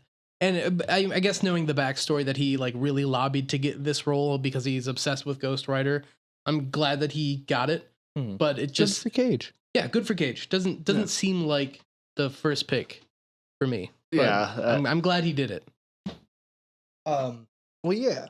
So that's our thoughts on that. I think we're going to take a little short break, and then we'll be back to talk about Pay the Ghost Rider.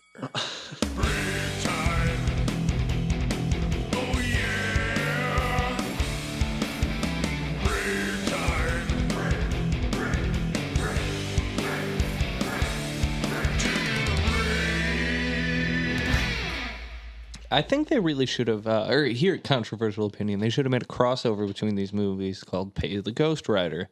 And he should have showed up at their door demanding money. Yeah, he's like a repo man. Yeah. Hey, they should have made a friggin' movie about Drake called "Pay the Ghostwriter." Damn. It's funny because Drake sucks. So are we recording? Are we recording? Yeah, we've been recording for like 5 minutes. Yeah. Oh, okay. I kind of Right. thought that was going on. All right. Oh. And real quick, we are still looking for a new engineer. If you know anybody at all. Well, quite frankly, I'm so busy with National Pleasure right now that I'm not going to need you guys pretty soon. You're going to have to find a different studio to record in. No, it's okay, Dave. You don't have to listen to what I'm saying. If you Literally know, no experience needed. no Anyone could do better. Like, look at our setup right now. I mean, where did we find Dave again? We were like on our way to the liquor store. We were like, hey, we should record a podcast today. We find this fucking guy jacking off into all the Mountain Dew. Let's talk shit about Nick now. He's a fucking bitch. You know what Nick rhymes with? Small prick. Got him. It doesn't, though. Hey. It rhymes with have. Okay. Tall Nick, small prick. Boom! You know what Mike rhymes with? Fuck you. Whoa! That didn't rhyme. That's wow. Yeah. That's really offensive. Wow. I think you should make an apology video where you're Brian singing your apology. So pay the But there are no ghost. kids. 2015. So Drake sucks. Drake sucks. Drake. Pay the Ghost is a film that came out in 2015. It was rated R for some reason. Wait, it is? Yeah. Why? I don't know. I did not realize it was I thought rated it would R. be PG-13, but it's rated R. Yeah, there's really no swears, tits, or blood or anything in this movie. So that's weird. Now, I'm just gonna quick say that when I was on tour, we did a little 4-date tour excursion. Me and the boys and National Pleasure, Me and the and boys. we watched this. Me and Purvis. We smoked a little bit of hoo-ha, you know what I'm saying, and we watched this on the couch in the tour bus, and so I got some opinions about this one, so I might say more than ooh-ah this time. Oh wow. Excellent. And I won't lie, I assume that Purvis loved it. Sorry. Purvis does seem like that kind of guy. I haven't actually met Purvis, but I do follow him on Vampire Freaks, and he kind of I get notifications for his feed. I was a little bit on the hoo-ha for this one too. Where did you see that's rated R? Yeah, I 'Cause also I'm don't looking. believe I'm trying to Nick- find it right Yeah, now, I and it's saw coming it up as on IMDb. not rated. Oh, really? It's Oh, NC-17. maybe I looked at it and it said NR? NR, and I just saw the R, so I wrote it down. All right. Nick doesn't acknowledge the existence of the letter N, and you heard it here first. Yeah, that's why they call me Ick. Oh my gosh, we're doing great. This is good. This is good. Pay the ghost. Pay the Ghost. Directed by Uli Edel. Hopefully, I'm saying that right. But Yep. 2015 film from Midnight Kitchen Productions and Voltage Pictures, which had a very long infographic of zooming in on a building, which then got electrical. And Yeah, I thought the movie started. it did look like it was like the opening scene of a horror movie, but it was just like a annoying production card. Yeah, this director hasn't done anything else of note that I could find. I couldn't find the budget or the box office gross for this movie. This movie might not even exist. It's not rated. The director doesn't exist. So who's in this piece? You got Nick Cage as Mike Lawford. Mike, pretty good name for antagonist. Pretty good name for So- a piece of shit. Well, I mean, it's that's the reason. No, really though. I when I poo, I usually name my turds Mike. So That's very sweet of you. Nothing against you. Well, I mean, it's not a very common name, and you don't even shit that often. Yeah. Last I checked. You got your Sarah Wayne Callies as his wife, Kristen. Fucking Lori. Fucking, she's Lori from The Walking Dead. That was distracting throughout this whole movie because she is always Lori now to me. And yeah, I don't know if I've ever seen her in anything else. I know I don't she's. think I have either. I'm sure she's been in stuff. Too bad she's Lori and I hate her. Yeah. Every time I try to say her actual name, the Sarah Wayne Callies, I always accidentally say Sarah Michelle Gellar, but a very different person. See, I Very keep different. thinking Sarah Wayne Shepherd. I'm thinking Kenny's sister. I'm thinking Sarah Wayne Gacy here. Okay. Then you have other people. So, yeah. You had Cage. You had some dude who was a cop who they just gave up on his character halfway through the movie, and you have a kid. He just doesn't show up anymore. Yeah. Well, and there's Cage's colleague. Her name is Hannah. Apparently, I didn't really realize that. Played by Veronica Ferris. She's very, very good. She's played by furries. She's played by a bunch of furries in a trench coat.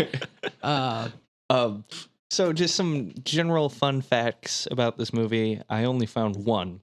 This movie was first announced in 2010 with a different director. Came out 2015. So 5 years of work, and we got that. I feel like after 5 years, you better make a great goddamn movie. Well, let's not get too ahead of ourselves. This movie was probably my favorite movie I've seen, and I feel like the 5 years of work really shows in the film because, the plot holes. There's about Not five really plot holes, but each plot hole is about a 5 year diameter. There's an actual plot hole in this movie, a hole that is in the plot. It's true. That is true. And it's a plot hole that you can only visit once a year on the scariest day of the year. Halloweeny. Oh, All Hallows Eve. How long can we keep this going? Scream. In this movie. No, just kidding. So, okay. Well, did you have any fun facts about this, or? Absolutely none. It was actually pretty disappointing after going through all the trivia for Ghost Rider. And I was like, let's see what we can dig up about this movie, and it was literally nothing. Yeah. This movie existed. I know it exists because I saw it, but it's hard to find anything about it online of That's any true. proof of its existence. So like a little plot summary. It opens in New York, 1679. Pentagrams are on the floor. There's children hiding in the basement while weird noises and banging are happening upstairs. And you can tell it's Halloween because they're wearing animal masks. Oh, they are? Yeah. Yeah. I didn't even notice that. Oh, whatever. I don't know. Apparently, I'm really unobservant. I don't know why you guys listen to me talk about movies. Does not matter. It doesn't make a single difference whatsoever. I think it was just like, hey, look at they're doing trick or treating in the 1600s. Hey. Which were they even doing? I have no idea. I don't know what they were trapped under the floorboards in their but costumes. later in the movie, they show they're just dancing in a circle outside, and then they run inside. Yeah. I don't know. It doesn't matter. Yeah. Life is short. Nothing really matters. And this movie really kind of ran with that premise. So yeah, you got the kids wearing animal masks under the floorboards, and you can hear their presumably mother being murdered, I guess, above them. And then, as you do when you're hiding under the floorboards, you scream out, "Mom!" And then a demon punches through the floor. The floor just cracks open. Yeah. We don't see what it is, I don't think. Yeah, we don't see anything. It definitely seems like there's a presence that blasts its way through the floor. I'm thinking in a punching motion. Yeah. But there's no visible anything. But yeah. So after that, immediately cuts to title card and then cuts to young boy, present day, in his room at night. And there's a spoopy black cloud rolling around by his window. And he goes to his mom's bed and says, I'm scared. And she's like, well, sleep here with me. We're waiting for your dad. And then You fucking pussy. Yeah, Cage Man is working. And he's like, oh no, I'm super fucking late. And then he leaves home and comes home, finds his son in his bed, and then takes him back over to his son's bed to put him to proper bed. And he's like, you fucking my wife. Yeah, why are you fucking my wife? If I catch you in my wife's bed again, I will kill you. He's like, hey, Shane. Because of the Walking Dead. Fuck Lori. this kid did. What was I gonna say? Oh yeah. He says like, "Hey, we'll carve a pumpkin tomorrow before you go trick or treating. How about that, kid?" And then the kid is like, "Okay, Dad," because this kid cannot add inflection to a line. He sounds like a fucking robot. And I don't want to shit on a child actor, but I've seen child actors much better than this before. Yeah, even in like knowing, I don't know. Yeah, he wasn't like possessed or anything at this point. So, or any point really. But, so there's really no explaining his affectations away, and like they make it obvious very early on that Cage is an absent father. He's like a college professor, obviously the busiest job in the world. I didn't think they were implying he's an absent father, just like Well, not lately, completely absent, he's been just busy. like somewhat absent. Yeah, it's one of those like, you work too much, Dad. Yeah. Movies. You Right. see all the time. You're talking too much about Edgar Allan Poe to these kids. To Which, spank your have own you kid. been in a college class where at the end of it, everyone clapped and cheered? No, I don't think so. I Maybe don't like think that the, exists. last class that everybody was ever going to be in, Yeah. or something like that. And his spiel wasn't even particularly inspiring. Yeah, like he was just reading this story. Halloween. It's Halloween. I'm talking about scary old authors. Oh. You ever heard of the Raven? No? He harked. I believe he's talking about the Errol Koenig. Yeah, but he does mention Poe and fucking somebody else that old dead British guys. Yeah. Sleepy Hollow, I even think though Poe, I he brings up think, or is something. I'm sorry, I'm just being a dick. I'm just glad he's dead. Sleepy Hollow in there. Oh yeah, there is a scene where it clips to him in his class again. It is not this scene. I'm sorry, but it's inconsequential, so I'm probably not going to bring it up again. But I want to bring it up now. There's a scene where it cuts to him teaching his class, and he's like, "Sleepy Hollow." He even gets across the tone and the dread just in the title, and then it cuts away, and I'm like, is that supposed to make me think about the title of this movie? Because Pay the Ghost doesn't really get like the setting or the tone across or anything. You Pay the Ghost. That could be a comedy movie for all I can get. Pay the Ghost sends out that you should really look at your finances. Yeah. Yeah, you need to check your accounts payable. You Type Fuck, gotta make your Sandally. accounts payable, man. But yeah, but basically he finds out he gets tenure, so he goes home. Yeah, he's like, oh shit, I gotta get home and carve a pumpkin. But he gets dumb there, fucking kid. but it's too late. They're already out trick or treating, and the kid sees a vulture flying around, and his mom doesn't see it.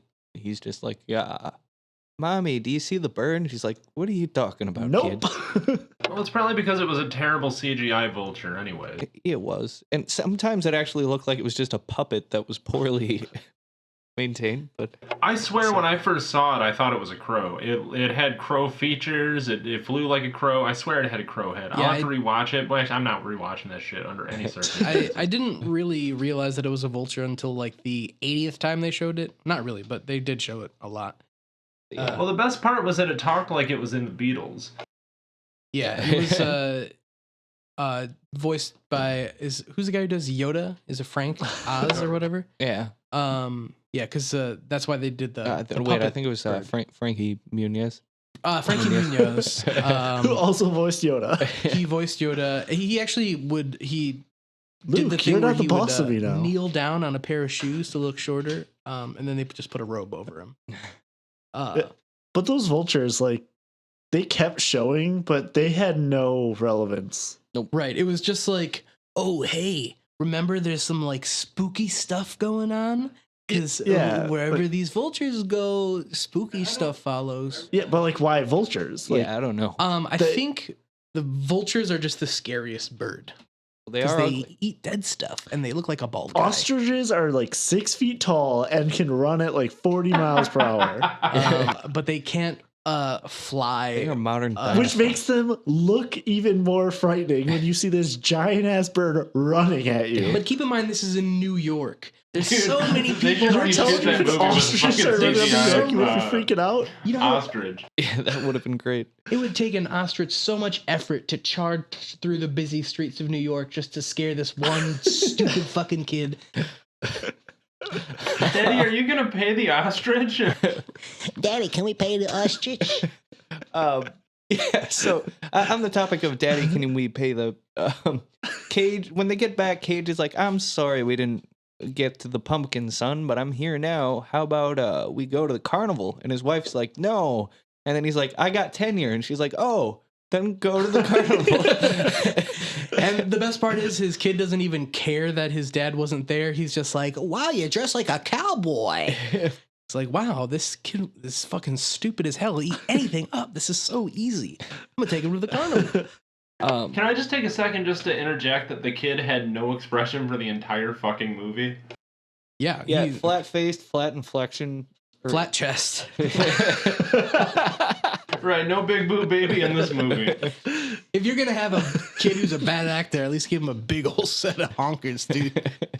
All I'm saying, give me something to focus on, I honey. think you're going to be on a list now with Bryan Singer. Yeah. Oh, God. If this was a Bryan Singer movie, that kid would be stacked. So yeah, they're in line to get some ice cream, and the kid sees a vulture again, and he says, like, Daddy, can you pay the ghost? And then Cage is like, what? The fuck you talking about? Fuck you talking about? Ice cream. One ice cream, please. Get this kid an ice cream so he can shut the fuck up about this ghost. And then the guy is like, what kid? Well, that's not actually. And then Cage looks over and his son's gone. And he's like, no. And he's freaking out, running around yelling Charlie. And he grabs another kid who's about the same height, also blonde hair, and is wearing the same exact pirate costume. He grabs him by the shoulders and he's like, listen, you tell my wife that you're Charlie. Yeah, but he runs around and then he just runs. He talks to a cop, and the cop's worst like, cop ever. yeah, Okay. yeah. Like- The cop is just like, well, how do you know he didn't just go home? Why don't you go home? Yeah, Well, to Perry that walks moment up to he the cop's turns like, and my shoots kid another is black gone. And the kid. cop's just like, you'll figure And it then out. as soon as he gets home, he's like, wait, is Charlie not here? And his wife's like, what the fuck? You left him? Also, one of the cops is like, don't worry, most of these cases get solved in 24 hours. Which, that's bullshit. I mean, that doesn't feel true. Because I'm pretty sure they mixed up the thing where it's The 48 first, hours? The first 24 hours are the most important. Yeah. Where after that, the kid's fucking dead. Yeah, he meant to say, if we don't find him in the next 24 hours, give up. Yeah. Serial, season 4. Pay the ghost. So they file a police report, and afterwards, Cage's wife is mad at him for losing the Which, son. again, know what? Fuck Lori. Like, he lost his son or whatever, and he's like, search for him. Not his fault at all. Like, the kid was literally right next to him. Yeah, he was Yeah, holding like his that was hand. amazing to me too. Like instead of like in focusing her upset, like her being upset on the fact that her kid was gone, her being upset was completely focused on whether that Nick Cage lost her fucking kid. Yeah. It's just I don't think that if she really, it's just If she really it loved doesn't bad make writing. any sense to me. Real bad writing. But I mean, the freaking...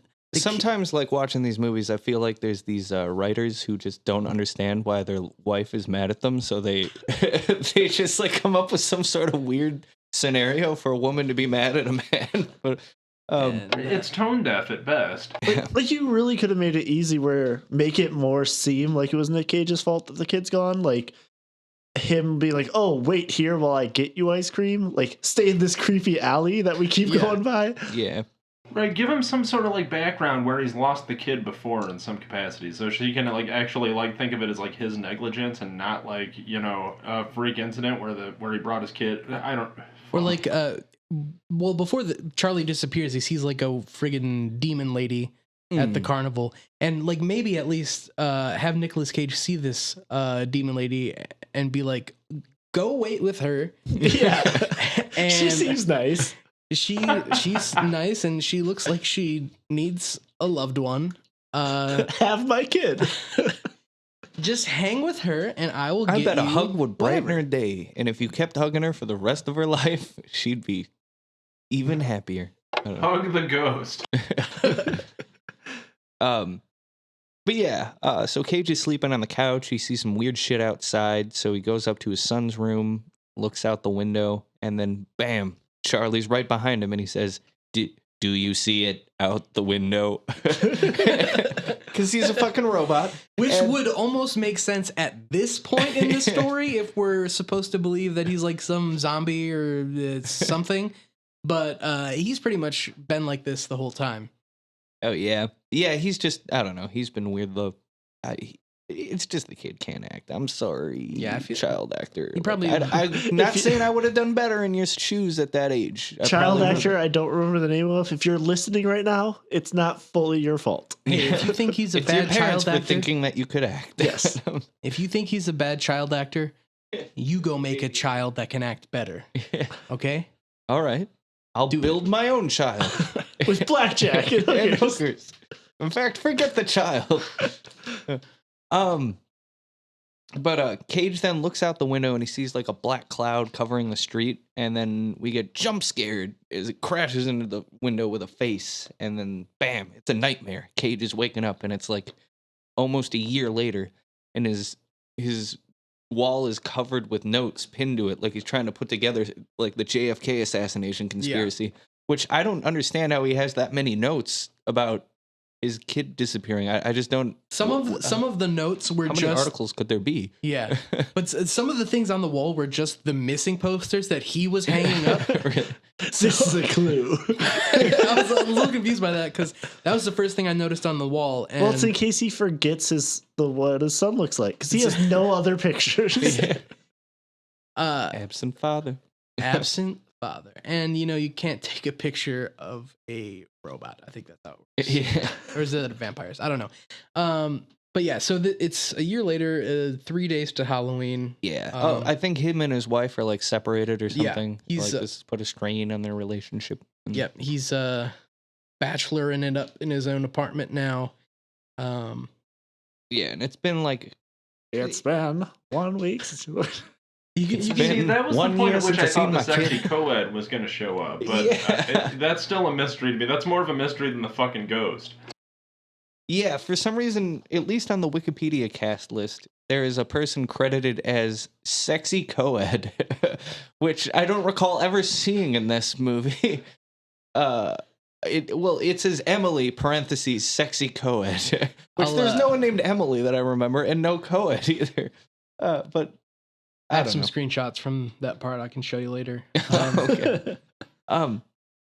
But yeah, so he's out putting up more missing posters, and he sees his son in the pirate costume on a passing bus, and Also, more vultures overhead. yeah, more vultures, and he gets on the bus, and his kid's not there. So then oops. he gets off the bus, and he's like, "Whoa, this is getting fucking weird." And then he sees a vulture fly into a lot that has "Pay the Ghost" written on the wall, which is the last thing his kid said to him. See, this is the dumbest part of the fucking movie. Anyways, continue. So yeah, he sees the graffiti that says "Pay the Ghost," which Which apparently homeless people know about. Yeah. well, if you'll recall, it sounds like something that his kid said, and his kid wasn't paying any. We'll see, he's homeless.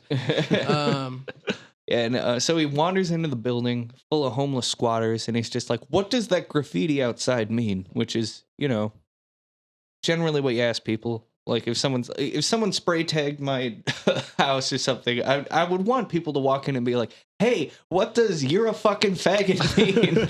Hey, that's not how art works. Yeah. All right. Well, it's not how fucking graffiti works. Like, you don't just ask the nearest person what the graffiti means. Like, presumably somebody. It gotta doesn't find like the that's. It misses the mark entirely on that. I would disagree with this one. I can see where if you go to this like abandoned building thing and there's a bunch of homeless people living there, and that seems to be important, where it might be something that they would know about. I Yeah, still but think there's it's more dumb. graffiti on the wall too. Like he didn't. I need to go back and see the still, but like he didn't. I don't know. Well, of course he wouldn't ask about like it just saying like Read to bed. anarchy rules. Hey, what does anarchy rules mean? Yeah, isn't that a contradiction? Anarchy has no rules. Touche. Yeah.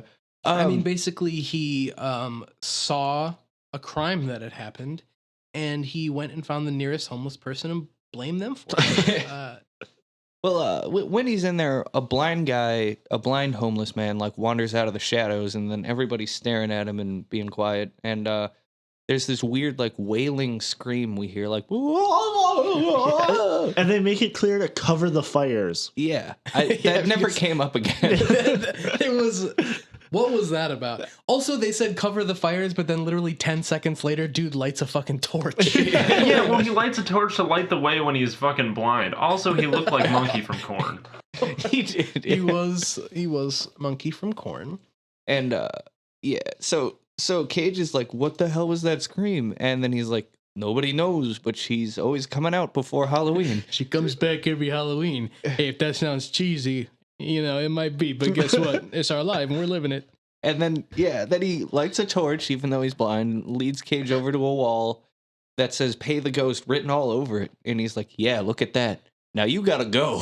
Get out of here." Get out of here. Quick question: does this movie seem to imply that all blind people need to see is a little bit more light? Yeah. So then he goes and talks to his wife, Kristen, is her name in the movie. Lori. Okay. Fuck Lori. And she talks about, or he talks to her about seeing their son. Yeah. And about the whole pay the ghost thing, and then she's like, I see him everywhere, but it's not really him. You're which, fucking crazy. yeah, I think it's more like a grief thing. But yeah, she's like, you're crazy. I don't know what you're talking about. And then yeah. Yeah, so he starts to like look into the correlation between. Well, he starts like looking up missing kids, and eventually like dives into the correlation between Halloween and missing kids, and discovers that like half the kids who go missing on Halloween don't end up found. Oh yeah. How about the database that he looks at when he's doing that? By the way, Which also too, he implies like, oh, half the kids on Halloween that go missing don't get found. The ghost only takes 3 kids a year. Right. So are there 6 kids total that get taken on Halloween every year? Apparently, that's how the math works out. If this database is correct. Yeah. But I didn't even think about that, but that's a huge hole. Before he brings that information to his estranged wife, he like looks in a camera and sees a bunch of fucking demons or something. Yeah, he he sees sees the that house house. from the end of the movie, which is also the house from the start of the movie and shit. But then yeah, they meet up. She's like, I think Charlie is reaching out to me because like his scooter was just rolling around downstairs doing like 360 flips and stuff. And like, Yeah, that would have been fucking amazing if it does like a sweet like bar spin tail whip type thing. His ghost is way better on the fucking Razor scooter than He's he been was. practicing while he's been taken away. Well, there's nothing to do There's in not much to do purgatory in or whatever. fucking purgatory, yeah. yeah. So like Cage tells her like, hey, for some reason I've decided that all the kids that go missing on Halloween have to be related. And then she's like, okay. And she's like, and there's this other person whose kid went missing. I have his address. Let's go bother him. So I don't know. They show up. They and, interrupt him in the middle of a big meth binge. Yeah, and he's just sitting there, and he's like, "Can I have some money? I gotta pay the ghost." Which he literally says. I don't know why I laughed delivering that, but He kind of chuckled too. He's like, My kid's gone. "This is the only take we could get where he wasn't just full out laughing." And yeah, he said his daughter also said, "Daddy, can we pay the ghost?" before she disappeared. Yeah, and then they're like, "Okay, well, we're gonna go, Mr. Meth Head. It's good to know." Can I just say that like he arbitrarily asks for money and he drops a fucking 250s? I mean, like he's just like, yeah, I used to hang out with this chick Zandalee and I would do mad cocaine with her. I fuck that totally movie. get it. I mean, this is in the Zandalee universe. Nope, Hate nope. to break it to you, Zach, Yeah. but it's painfully He's obvious. still scarred from that. In the After Zandalee that, he universe, devoted his everyone life. committed suicide. Well, that was after this movie, canonically. So, fuck you.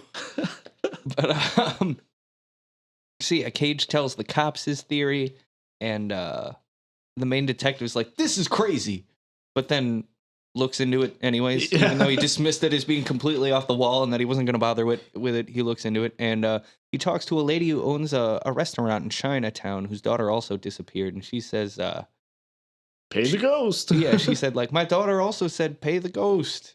And then fire erupts. oh, yeah. Oh yeah. As soon as they say it, like the kitchen explodes in fire. As soon as they say it in English, when they say it in yeah, they like said Korean it. She or said whatever, it in nothing Chinese or happens. Korean or I don't know which. I'm sorry, but Wow. I believe it was Chinese.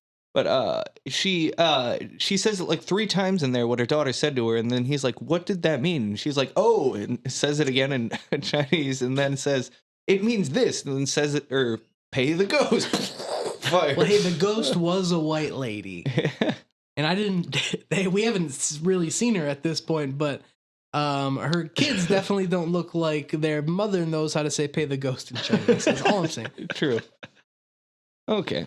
So at the house, Cage and Kristen or Lori, the Loeb, whatever. Loeb. Donald Logue. The power goes out and there's like weird old timey ghosts show up and disappear, and then Cage is like, or That was Kristen's like, spoopy. yeah, that was spoopy. That was real spoopy. He's like surrounded by dead kids, and he's like, "Look." That was literally the whole scene. So spooky, scary. He handled it pretty well. And then Kristen's like, we should get a Lori? psychic to investigate the house. And then Cage is like, they're all frauds. And the next scene, there's one pulling up. Like, Her license plate says "cha-ching" on it. and the psychic, the psychic starts like wandering around, and she's just like, all the children are like there. And then he's like, or the children are there, and he's like, who? Like Charlie? And he's like, no, all of them. And then like she runs to the window and opens it. Yeah, there's like a storm coming. Yeah. She's like, they're all in there. And It has the children. yeah. And then or she opens the window and gets pinned, flies against the wall, and is banging against the ceiling, and then just dies. It was kind of funny, actually. Why did she die? I don't know. Because she didn't say "pay the ghost" in China. No, just like this ghost lady kills only one other person in this movie, also relevant to like the things. Like, Yeah. Yeah, well, if she was so worried about like people getting these kids back, why didn't she kill Nicolas Cage and Laurie? Yeah, those didn't would have been make- the people to kill. Any sense? There was absolutely no motive for anybody besides Nicolas Cage or his wife getting killed, and they don't. Mm. Like, I don't know. Yeah, it it just was- seems so like weird. That's just like, oh, this person died. Yeah. Okay. Well, I think they just wanted some death in this movie, but they couldn't kill any of the main characters because Yeah. they didn't have any non-essential You characters. totally could have killed Laurie. They're yeah, that's true. They're like really she just served trying no to, plot. At the Yeah. end of the movie, like she just goes out of commission for a while. Yeah. yeah, they're really just trying to keep the ship afloat at this point.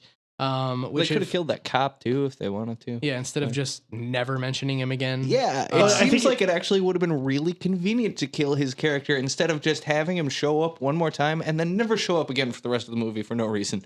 Yeah. I don't know. well, Yeah, I like, mean, what I want to know is like this cop makes a really big case about how NYPD is not lazy and NYPD really does work a whole hell of a lot, but then when somebody mysteriously dies in this dude's fucking house after he's clearly making, statements that make him sound like he's fucking having a psychotic break, he doesn't even bother to question whether or not he killed them. Because he didn't say pay the ghost. in Chinese, which is the specific way you need to say it before you say it in English. But yeah, so then after the psychic gets murdered in their house, they're like, yeah, let's just still stay here tonight. It seems like a great idea, right? So they They stay just put a there. blanket over her Oh. body and they sleep on top of it. But this is the last scene with the cop where he comes and picks up the body, Oh, yeah, right? he picks up the body and he's just like, this is weird. You got anything else you need me to grab while I'm here? And I think we never see him again now. Yep, Right? that's the Yeah. last time we ever see him. Yeah. Oh no! Oh wait, you see him in the morgue scene. Oh yeah, where they open up that psychic's body and they're just like, Oh. look, it's burned.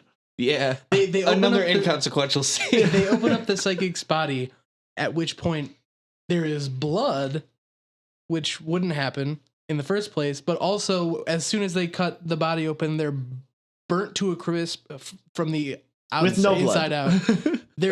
Where did the blood come from? Don't know. So there's a lot of inconsistencies in this, including They try to convince us that cops aren't lazy, which doesn't make sense. And so there's just a lot going on here that doesn't really add up. Yeah. So Cage is like woken up in the middle of the night and he goes up to Kristen's room. Lori. Yeah. And it seems that she's being possessed by Charlie, who's asking for help. Because we're hearing like, "Daddy, save me! It's scary here," and like, "Get me the fuck out! It's cold." And, like, yeah. And I'm pretty sure he specifically told the kid at the beginning of the movie to stop being inside of his wife. And here we have it happening again. Yeah. Well, Cage sees she's cutting herself with the scissors while this is happening. Yeah. And he's like, "Oh, fuck, stop that." And, like, throws it away and then wakes her up. And then they're like, "Oh, it's a symbol." She doesn't seem bothered by the large gouges she put in her arm at all. She's just like, "Wow, it's a symbol. What does it mean?" Wow, my pain is in the shape of a Celtic symbol of some kind. Right, and she's slicing it into the belly side of her fucking forearm. Like, they don't really go to a hospital or anything. Like, don't people usually like They get put a admitted cloth for that type over of it? shit? Yeah. They skip the hospital. People would. And they go to a gathering of a bunch of people celebrating Celtic Halloween. Oh, this shit was Celtic rich. Halloween. Yeah. I'm not going to take the plot away from you, but there's a spot in here that's really fucking funny to me. Yeah. Well, first they swing by Hannah, Cage's colleague, yes. and then she's just like, "Oh yeah, that's a Celtic symbol of a Celtic goddess." And let me look this stuff up. Oh yeah, 300 years ago, some early colonists were Celtics, and they accused an Irish woman of using Celtic magic, and they burned her at the stake. And they're like, "All right, let's go to a Celtic church. You keep doing your thing, Hannah." And then she's like, "Gotcha." And they go to the Celtic church. Hannah's very handily moving the plot along here. And she's like, "Wow, she looks exactly like the woman who was at the beginning of the movie." Oh yeah, then they just fucking kill her. Again, no reason why. Just Hannah's dead. Yeah, there's really no consistency as far as this ghost's motives go. Yeah. Yeah, it just fucking murders Hannah. You see her fly out the window in a really bad CGI take where it doesn't. Yeah, look she very convincing. falls like at one rate, like the entire time. It's like it looks like they just fucking clicked on her with a mouse and slid her across the screen. Yeah. It looked like a Tim and Eric sketch. Yeah. But again, like, why kill her? I kill don't know. Nicolas She's Cage like or the Lori. least consequential person to kill. Like, And it she was had the least after- connection whatsoever. Like, it would make sense if the ghost killed her before she gave the information to Nick Cage. Uh-huh. But like, this is after they're done with her. Yeah, they're completely done. No. Hey, but it pays off in that sick post-credit scene. Oh my god. Oh, wait, I didn't see that. Oh, dude, it's terrible. It sets up for like a sequel that's obviously never gonna happen. I think there might be a sequel. Nick, Oh, I to hope let to you God know, there's not. the end credit scene Or I hope to the shows ghost there's not. shows the ghost body lady. I thought you were all doing a bit and fucking with me. No, there literally was one where like the vultures are picking at her or something. Yeah, and then she opens her eyes. and they're all Oh. black. Okay. Well, they go to that Celtic church, and a lady there just exposition dumps them, and it's like portals opening and allow this crone to pass through from into This was plane. another thing that bugged me about it. Because like they walk up and they're like, "Hey, our kid went missing on Halloween, and we think it's this like Celtic thing." And the lady goes, "Oh, I don't know anything about that. But here's a bunch of information I know Yeah. about that. Right. I'm just an elementary school teacher in a funny robe. But here's all the information you were asking for that I just said I didn't know." Yep, here it all is.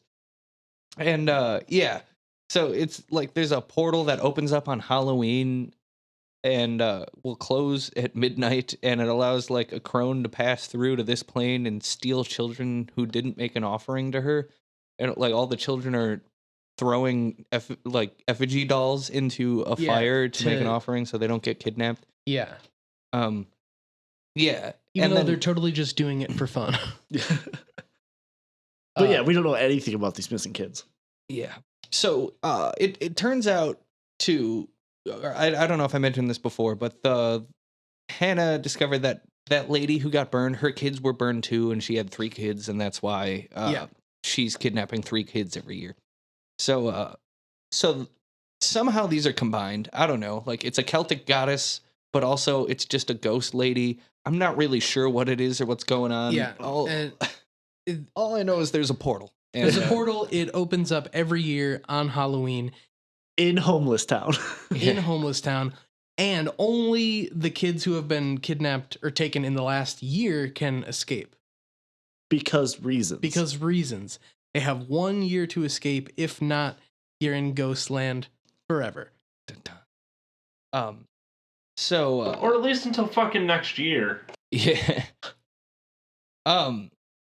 Cage returns to the Pay the Ghost building, and without his wife, because like they got into a car accident into a cab, and she's Lori's tired. just gone now. Yeah. Like, She like stays that to would talk have to the perfect time EMT. to kill Lori. Yeah, if they wanted to kill someone.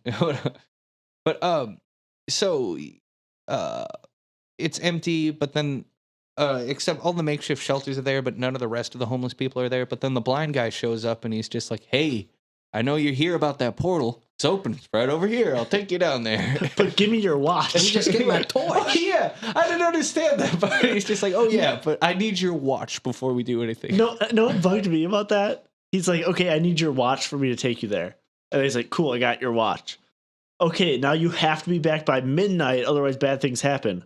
Good thing I have your watch. Yeah, like, Oh my God, I didn't even think of that. See either. So Like, why did he let him keep his watch till after? yeah, I don't know. So Cage goes in the portal and he sees the lady who was burned just hanging out there, and he he touches her and sees a vision of her being burned at the stake with her kids. it's, And then it's literally just the end of Insidious. If you've seen Insidious, I have not. this is the discount version, pretty much exactly. Yeah. Wait, which one was Insidious? Insidious is the one where I get a lot of these horror. I get confused 'cause they're kinda Insidious all and the like same the thing. Conjuring mixed up, but Insidious, the guy friggin' same thing, goes into like a portal to get I think his kid back. I don't really remember, but and there's like he sees all the freaking missing people in the portal, and it's the same thing. It's the same thing. Yeah. Okay. Well, yeah, he goes and he walks past her and he finds her old house, the same one he saw in the camcorder, and then he goes down to the basement and finds the room with the hundreds of kids in Halloween costumes, the And same they ones all he saw. want high fives. Yep, they all want high fives. They're all holding it up. And he's just walking through, and his hand passes through all of them until he touches one, and he looks down, and he's like, "Charlie, it's Charlie. Come on, Charlie, we're going home." And then he's like, "Hold on, I got 2 new friends that came here with me. Can they come?" And you're like, "Yeah." And it's the Chinese lady's daughter and And the meth meth guy's head's daughter. No, it's not like, the meth head's kid. oh, it isn't. It No, is. no, because the meth head guy, it was from like 2 years ago or more, because he said he Oh. had those visions, Oh, okay. but then they stopped because he can't get his kid back. Because you only have that 1 okay. year That gap makes for more some sense. reason. Yeah. Okay. The arbitrary year. Yeah, so he basically he finds his kid and he's like, "Look, there's 2 more kids that aren't grayed out." Yeah. Yeah. So they all start going, and then burned lady is like, "No, I'm gonna kill you, Cage," and just starts attacking him. But then all the ghost kids rise up and swirl around her in a circle, and Which why why couldn't they do that before? I don't know. Why didn't they do that? Yeah, like literally this whole fucking time. Every year just she's took- opening a portal and they're just fucking watching it happen. Yeah. Those kids are complicit. Exactly. And so they should all burn, in my opinion. And that's what Pay the Ghost 2 should be about. Well, what's so stupid to me is like, I mean, yeah, I'm not asking them to fucking do a like whole like CGI expose or something, because I mean, obviously they're not really up to the job, but like, why is it that like the door or like the portal opens and then they walk across like an industrial like walkway and into like what isn't ever really clear? I don't know. It's just, it's so hokey and stupid. Hokey is the wrong word. It's just stupid. It doesn't actually like. I don't know. I don't I'm get gonna the let you big- guys take this. You're better at this than I am. But if you want any of the explanation for that, you got to watch the source material Insidious. Well, don't you know that the path to the afterlife is just like a metal walkway? Oh yeah. Yeah, is this just like a commentary on the industrial age? Like, I mean, okay, We believe our whole life is just these metal girders. geniuses Even our out there. afterlife will be that. And Tell me. Except for what, there's a little house on the prairie inside of this fucking building. Yeah, it's the Blair Witch house too.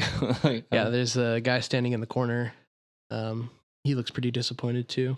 But yeah, they make it out as the bridge is collapsing for some reason, and then Cage like hoists his son up, and then they get up and Punts him.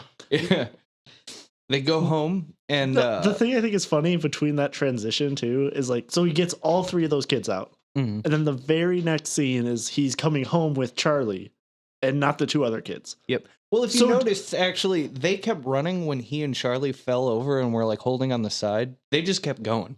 Oh, I was like, so did he drop them off to the police, or like just let these two kids go?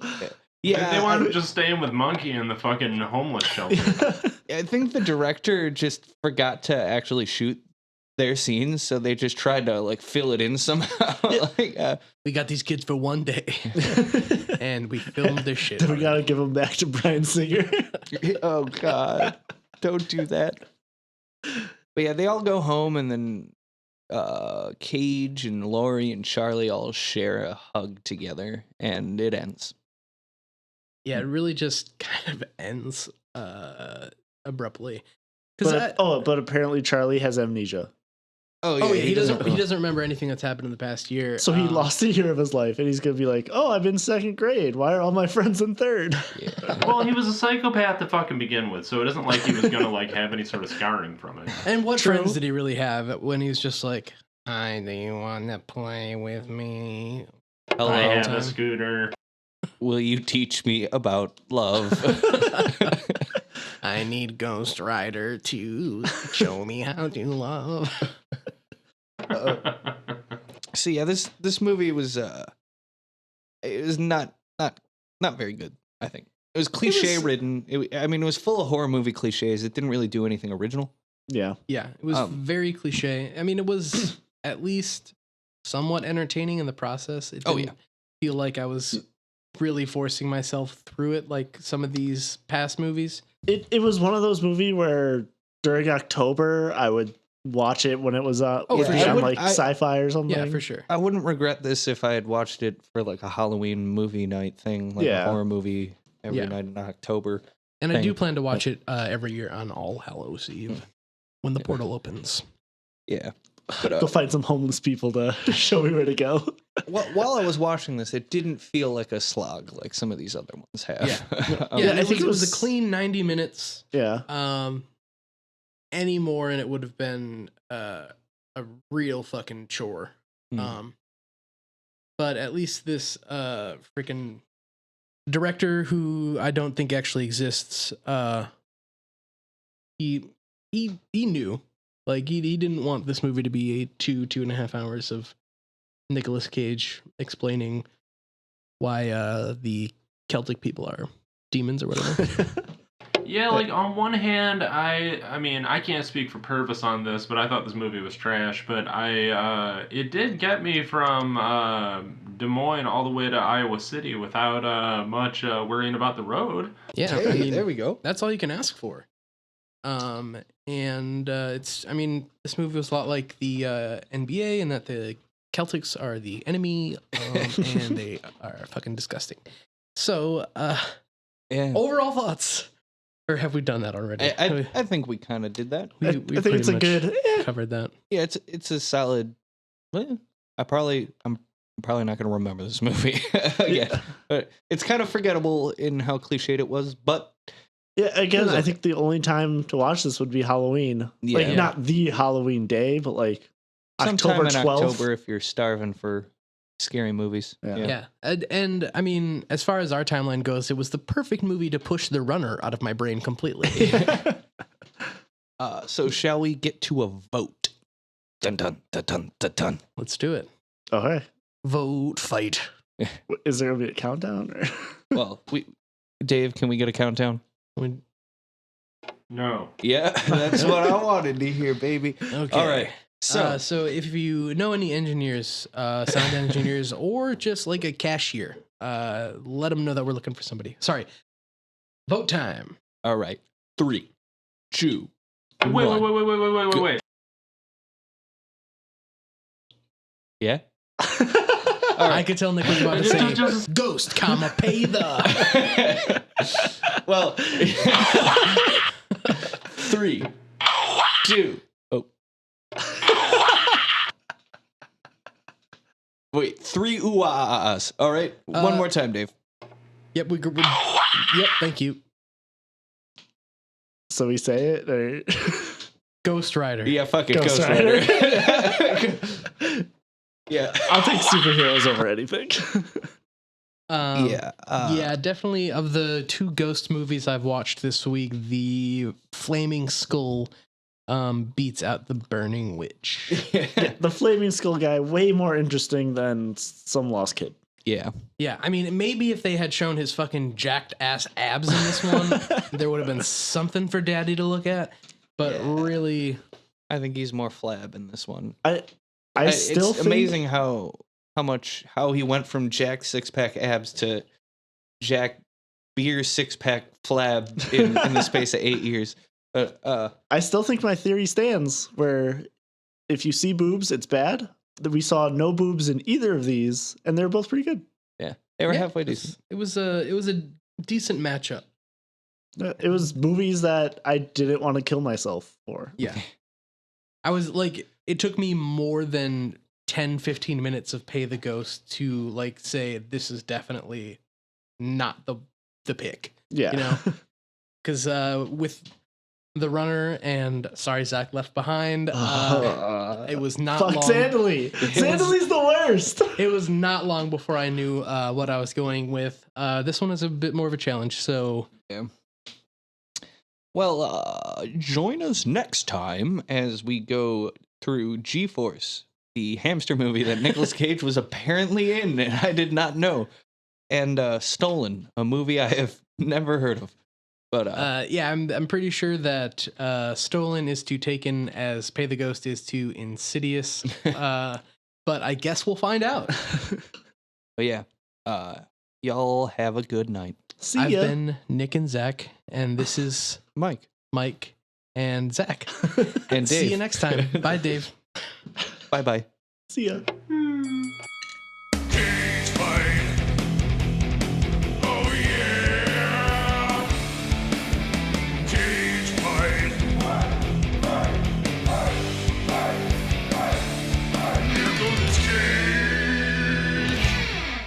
This has been a Solid Work production. Solid work. Solid work.